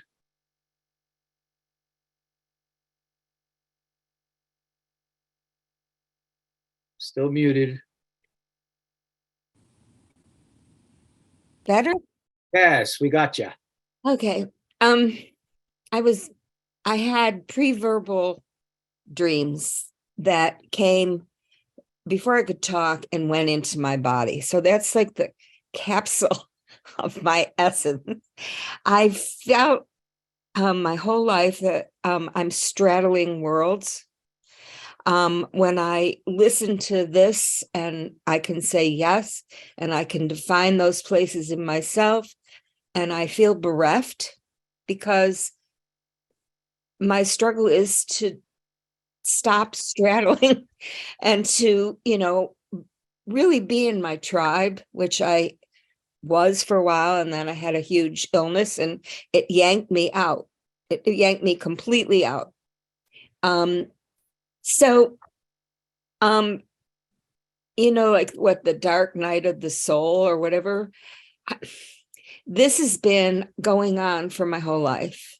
And I'm 75 years old and I can't support myself because I just, I never fit in, even though I worked with the mystery kids.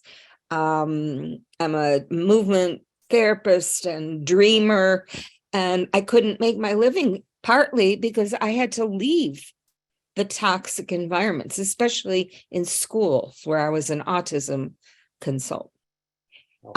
And so I'm very aware of every nonverbal everything. So I guess right now I have to figure out before I have to earn money to even keep going. I mean, it's ridiculous. And my soul is here. So I'm struggling with that. And every time I connect with that part of myself that comes through this collective, it's like, that's it. That's me. So I'm having the call, before the initiation, I'm feeling the call. And, I'm very experienced, blah, blah, blah, blah, blah, blah. But I would like to actually work with someone locally. I live in Williamsburg, to be able to harvest all of the everything that is mine as my birthright. Does that make sense? So I'm putting it out to the community that I live in. If you have any ideas about working with somebody who's very experienced, but it needs to be somebody that, I can be myself with. So you were brilliant. I looked up your resume, it was on something, and I was like, oh my goodness, this guy has just been so, what's the word? You produced so much. So, and I was a little worried, like, well, I wonder what he's going to sound like. You were really, speaking of gentle and, not mysterious, making things clearer, making the invisible visible, which is a big thing in the healing. And I thank you. I really thank you. That's what I have to say. And thank you very much, Heidi, for that feedback. That's beautiful, and I deeply appreciate it. And yeah, I'm just a person also. I really don't want to be an egghead or an academic. I purposely didn't go into academia because I didn't want to get dried up and just talk ideas, but Right. stay out like Well- this in tribe and community. So my first question for you right now, just tonight in this group, do you feel like you're in your tribe? Yes. Okay, good. Yes, our tribe exists, but Yeah. but we're scattered and we're lonely and we're broken off from each other, and we live in a kind of society that does not recognize what we're Right. talking, we're teaching Right. about. And that's where the straddling comes.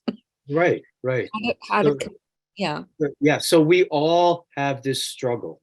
Please come back to more presentations in this tribe, because we talk about this all the time. And in fact, I don't know who's next to you in the pictures. In my gallery view, my dear friend from Seattle, Joanne Halverson, is right next to you. And I'm mentioning her because she's going to be talking here in March, right? Next month? Next month, Joan Halverson is going to be here presenting. Her presentation is on living in two worlds. How will Oh, So come back for that. Know that you're among tribe members. I do have recommendations. I won't give them now, but please be in contact with me and I can recommend people and ways that you can respond to the calling and continue to develop your gifts. And how do I do you have a place to? Oh, email me. Heidi and Ed, I will connect you, okay? Okay. Thank you, Chris. Thank Great. you. Do that. So you're in your tribe this way, and come back and be more tribal with us. And all of us suffer alienation because we have to live in the two worlds, and it's really hard to make our livings that way. It's not you. It's One more thing, because I'm feeling the end is near or whatever, I don't have like a whole 20 more years or whatever. I feel like that everyone comes in with their special spark, and that you are important because you're the only one who can give it to the collective. And so I am feeling like I have so much that I've learned, that I've experienced, and that I want to give in a way that's authentically me. And in the bigger world, it's really hard. Yeah. And thank you for that piece too. It is really hard, but I'm going to affirm what you just shared in a different way. You said you're 75? I am. Thank you for not retiring and becoming a couch potato. I had no choice. Yeah, well, right. And you want to keep serving and giving. And what one of the main challenges of our culture is that we don't have enough elders. People retire, or they're exhausted, or they die, or they get sick, or they just quit and indulge themselves. I was lucky. an elder. We need elders like you carrying the spiritual wisdom. That's right. Finding ways to turn it. It's like it's like I'm pregnant and I can't get, yeah, I was very fortunate to have good teachers. Yeah, good. Yeah. And okay. Last thing for now, and we can talk beyond this, but women who had overdue pregnancies and couldn't deliver used to go into the Asklepian sanctuaries and ask for divine help for deliverance. Yeah, there's even a couple of testimonies about people who supposedly were carrying a baby for a couple of years before they could deliver. Right. I don't know the physical reality behind that, but the symbolic reality is just what you're saying. You've been carrying and growing your inner wisdom for a long time, and you're looking for a way to deliver it to our needy world that the world needs and will be more satisfying to you. So keep answering the call. Yeah. And one more thing, it's so helpful what you said about going back and remembering the big dreams, remembering the epiphanies, remembering those experiences that were so real. And so whatever, synchronistic, whatever. And I have like a file full. So I'm gonna go open the file and like Good, remember. Yeah. good, Okay. beautiful. Okay, we'll be in touch. Thank you very much, Heidi. Manny, you've been waiting a while, buddy. Good Good evening. to see you. Good to see you again. Good to see you also. And good evening, beloved tribe. When you were talking about the prayers for peace and the Janus temple, Yeah. and Janus face came up. Gemini, you mentioned that also.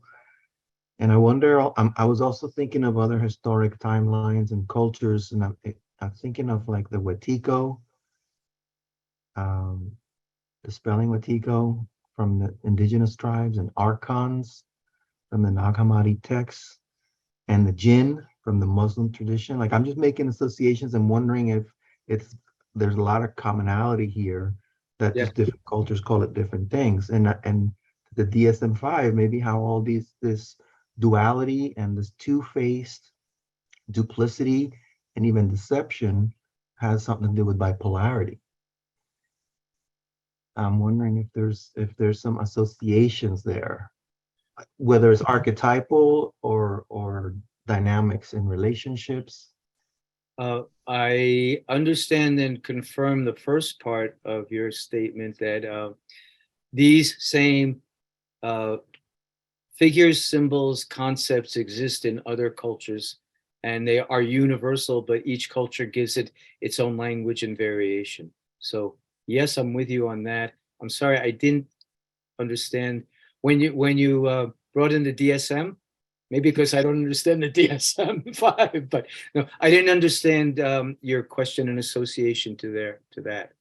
Help me, help all of us. So I didn't want to get too DSM on it, like when I say bipolar diagnosis, but we can all relate to bipolarity, mood swings. That bipolar. Okay. Thank you. I think I got it now. Jung's famous comment that what used to be the gods have become our diseases. Yes, everything in the DSM can be translated back into archetypal terms. Everything in the DSM can be found in the mythological stories of the world. And other cultures had mythological or mythopoetic or psycho-spiritual ways for interpreting those manifestations in people without pathologizing them. And my dear friend Manny, people don't know, you and I both work with veterans, and you and I work with our veterans affirm that what we call PTSD has been known as a soul wound since ancient times, has had more than 80 names, and most cultures and traditional cultures didn't treat it as a pathology, but kept the warrior in the tribe and used the arts and the mythic stories in order to understand what they were passing through and interpret them in a positive spiritual way.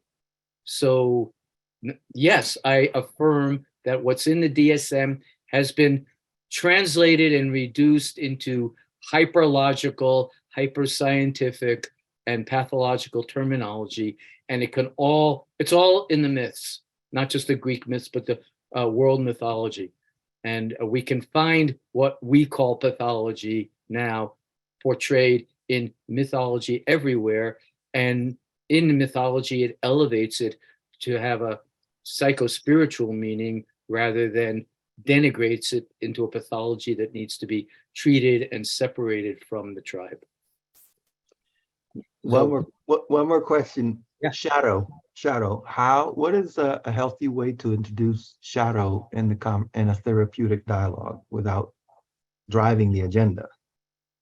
Or like how to motivate the conversation so that we explore shadow? Because it's so hidden. Yeah. Well, there's several ways. One is one way is to be psychoeducational and introduce the concept and teach people the concept. Another way is to gently, when you observe something emerging from someone's shadow, just point it out gently and say, that's what I mean. You didn't realize that before, but now you're becoming conscious of it. So you actually understand the shadow. The shadow is just the part of us that's out of our awareness, that through dreams, through counseling, through other experiences, comes into awareness. And our symptoms are also trying to bring the shadow material forward. So when it becomes conscious, we can work with it and we can resolve it, and it'll lead to healing. Excellent. Great. Thank you, Manny. Okay. We're about out of time. Any others? Okay. I don't see any other hands raised right now. Whoops, I'm sorry. Joanne. And Barbara, were you also? Joanne, go. Talk to Okay, us. I was advocating for Teresa, who was raising her hand, so that's. I'll be pretty quick. Okay. Next, in March, when I'm with you, I'll share more about this, but I wanted to say, Ed, because it's just coming to me to say it, and that is that one of the main reasons that your presentation is so powerful is because you're carrying that archetype of the wounded healer, like Asklepios. And that part of that beauty of that archetype is that you have been able to put your ego off to the side and fill up your spirit so strongly through your experiences and your gentleness and your vulnerability that your spirit is so strong. And it's your spirit that people feel, your unique brand of the spirit, but you are carrying the archetype, and that's probably part of why it's so powerful. And through the Coast Salish people, especially that I've studied with, and a couple of other indigenous folks, but it's that repeating archetype. And it's also the switch of power. That power in the spiritual sense isn't the power of the ego or the power of force or to dominate. It's this power of the spirit that comes through you, of letting it move through you in this big way. So that's what I wanted to share. Thank you for the sharing. I have a couple of brief comments in response. One is I want to apologize to everybody here because I got some really, really beautiful and loving messages of honor and appreciation from several of you tonight. And I didn't expect it. And that's not the purpose tonight. And I didn't share it. And I feel kind of humble and ashamed, like this is not about me. So thank you very much. And you're my tribe too. And so this evening has become therapeutic for me as well in receiving your feedback. So, wow, really, thank you. And then a comment about the other part of your comment, Joanne, is that I want to affirm with you what we've learned from the Salish brothers and sisters and other indigenous people, that an effective healer absorbs and transmits the power. It's not our power. It's not my power or your power. It is that we are working to put our egos aside and connect with the God powers, with the transpersonal, and have genuine experiences of it that fill us so that we can transmit it to others. It's meant to be transmitted. So it doesn't come from the guru, and it doesn't belong to the guru or the teacher or the medicine man or woman. It is of the universe, and we are, in the native tradition, we try to be eagle bone whistles. We try to be empty so spirit can come through us and we can transmit it to others.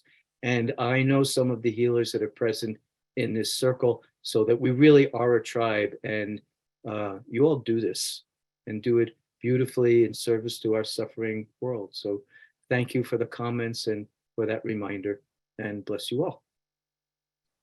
Okay, is there anything else urgent, or I'll just close us down for tonight? Looks like everybody's okay. Okay, great. Ed, Yes? my friend Teresa keeps raising her hand, but you're not seeing it. No, I'm sorry, I'm not seeing her. Teresa, where are you? Talk to us. I'm here. Can you see me? Oh, now I can. Yes, okay. Okay. Well, thank you for this wonderful presentation. I thoroughly enjoyed it. And I wanted to ask you, Ed, your opinion on when you're in a chronic, relentless pain state, and you've done a lot of work. I mean, I was in a 12-year Jungian analysis. And I did a dream incubation with Barbara. You were there. And you know, I wasn't tending to my soul when I did get sick enough. And so I've been in this tremendous pain state for 4 years and ended up beholden to the psych pharmaceutical industry, which I hate and fight against and try to get off medicines which are difficult to get off of. And I have had I would say an auspicious dream. Barbara had discussed it with a colleague of hers, and I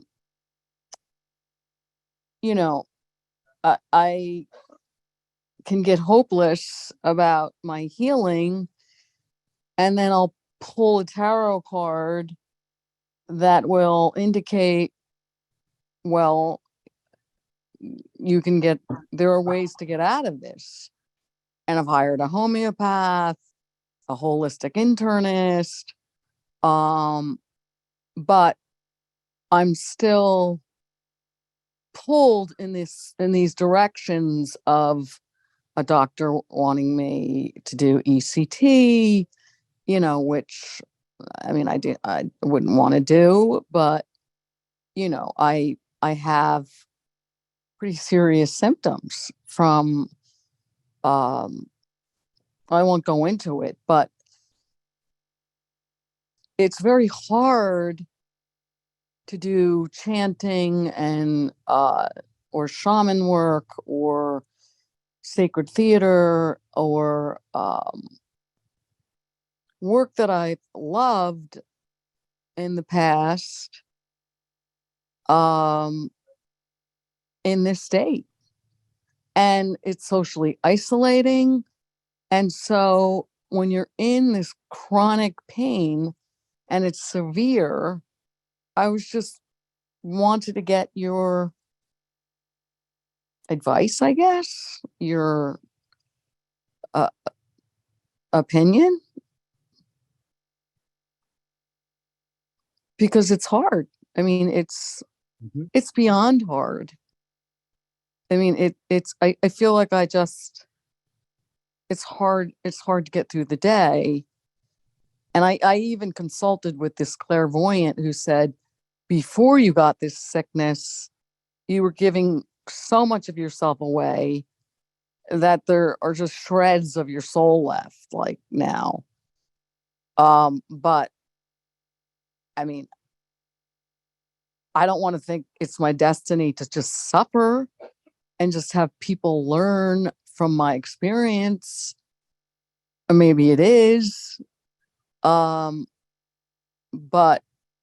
I have a strong will to heal. And the first thing that my holistic internist said to me was, she said, do you want to heal? And I said, yes. And she said, because I work with souls, I work with the soul. And she's an MD. I mean, that's unusual for an MD to say something like that. And I thought, well, and she was educated in Warsaw, Poland, got her medical degree there. And I thought, I was raised Catholic, but I'm drawn to all of the faith traditions. I think there are many pathways to the God power. And but I said to my husband in the car, if there's any mention of John Paul II in that office, maybe I'm meant to be in there and get some healing. And so at the end of our consult, after an hour, she said, you know, one of my favorite people, as we were talking about Poland, because my ancestors are from Poland, is St. John Paul II. And I thought, wow, you know, wasn't expecting that. I mean, I didn't say anything about him except in the car outside before I went in there. And so that was kind of synchronistic. And so I hold on to these events or these little experiences, synchronistic, that can happen, but then they kind of slip away because I'm so overpowered by these medicines, and I'm in pain a lot. Teresa, Yes, yes. Just out of respect for the whole group and the timing of our evening, I wonder if we could hear Ed give a brief. Yes, absolutely. Yes, of course. Move on to closing. Thank you. Yes, I'm done. Okay, thank you. Yep. Okay. So thank you for Teresa for such open and courageous sharing. And thank you, Chris, for monitoring our group and taking care of the whole tribe. Briefly for now, Teresa, yes, if you said, if this doctor mentions John Paul, then I'll know it's a sign. So one matter is you had a synchronistic experience, trust it. And this doctor says she works with the soul. So investigate that with that doctor and see if she's really doing the kind of soul work that can work for you. That's one matter. Second matter is, you can't tell now because I look fine, but I completely collapsed in very serious spinal stenosis and broken sacroiliac and all kinds of really terrible problems in my lower back and my gut area, that my second, third chakra areas. I was in agony for years, and the medical system only wanted to give me cortisone shots, and that didn't work, and they wanted to do surgery. They didn't have anything else to offer. And so I did turn that down and say no, and continued to look for holistic healing. And I did have some big dreams and visions along the way that told me that it's possible and I can. And I had to endure extreme amounts of pain for years. And I chose to endure the pain while I was doing the healing work rather than crush the pain on pharmaceuticals. I'm not telling you to do that, but saying that that's a possible path. And you're right that the pharmaceuticals dull us so much that we can hardly do our inner work. And so you might need to investigate slowly, carefully, withdrawing from the pharmaceuticals so that they don't block your soul work.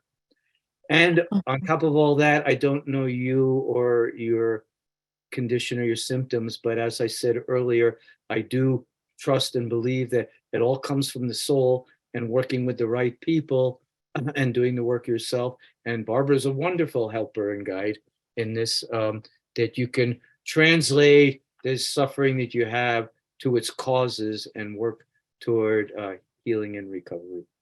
And for now, that's all I can say. But if you want to talk more, please be in touch privately, and we can investigate this more closely. Thank you so much. And thank you and bless you, and blessings on your search for healing and wholeness. I hope you make I appreciate your comments and your insights very much.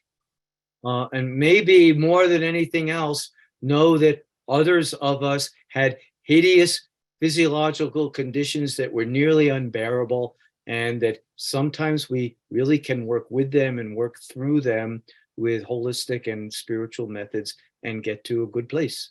So I've got neuropathy in my feet, but that's about all that's left of this hideous back injury when I was told I was going to be a cripple and end up in a wheelchair. So be careful what you believe also. From all the sources, including me. Always test it against your own inner wisdom and experience. Okay for now? Yep. Thank you. You're welcome and thank you. Okay, so very quickly, I'm going back to sharing screen just to, to close us up. So, okay. So thank you all. I know a few people had to leave, and that's fine.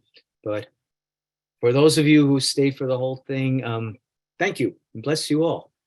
So just to affirm, what is healing? It's not just treating the symptoms, as we just shared and Teresa helped us understand. It's a deep dive into our roots, into the source of our afflictions, and into the original person we were before the wounding and also before our socialization. Like we're trying to get below the socialized person into the core soul and self. And it's also accepting and affirming our destiny, our mira. Healing is the leap out of suffering and into myth. We have to find our myths, and when we find our myth that helps us carry the suffering, is just part of the story. And out of victimhood into survivorship and service, out of the personal into the collective, out of the individual into the tribe, out of history and politics into the universal and archetypal. We all can do this, and then our own stories become just our modern version of the universal stories that have been replicated throughout all time and written into the cosmos. These stories are there, and we're just the creatures that are living them out in this time and place now. So our goal together is to restore the soul to modern psychology and medicine and healing. And we are on that journey together, and we're a kind of a fractured and disparate and spread out tribe, but there's a lot of us doing this. And so this tribe really exists. And look, we're finding each other through practices like this. I don't want to leave this up long because it's late, but this is my contact information and a list of my books. So if you want to get in touch with me, here's my phone number or my email, or write to our Jung Association, and Chris or any of our colleagues in our association can put any of you in touch with any of us, because there are several of us that can do this kind of work with you. So finally, I hope we have a closing prayer. And going back to Socrates for this closing prayer. This was a prayer that he used to say and that Plato recorded in his dialogue, the Phaedrus. So from our ancient teacher, whose spirit is still alive with us and who brought us the depth, the deep concept, the deep meaning of soul, and awakened all of civilization to soul and soulfulness. Thank you, Socrates. This is what he said. Beloved Pan, and all you gods who haunt this place, give me beauty in the inward soul, beauty of the inward soul, and may the inward and the outward be at one. May I reckon the wise to be wealthy, not the rich, the wise to be wealthy, And we got to pay our bills. So he said, may I have just such a quantity of gold as only a temperate person can bear and carry. Anything more? This prayer, I think, is enough for me. Beauty of the soul, unification of our inner and outer self, truly counting wisdom as the true wealth, and just having enough so we can make our ways in the world without anguish. Enough for all of us, enough for any and all of us.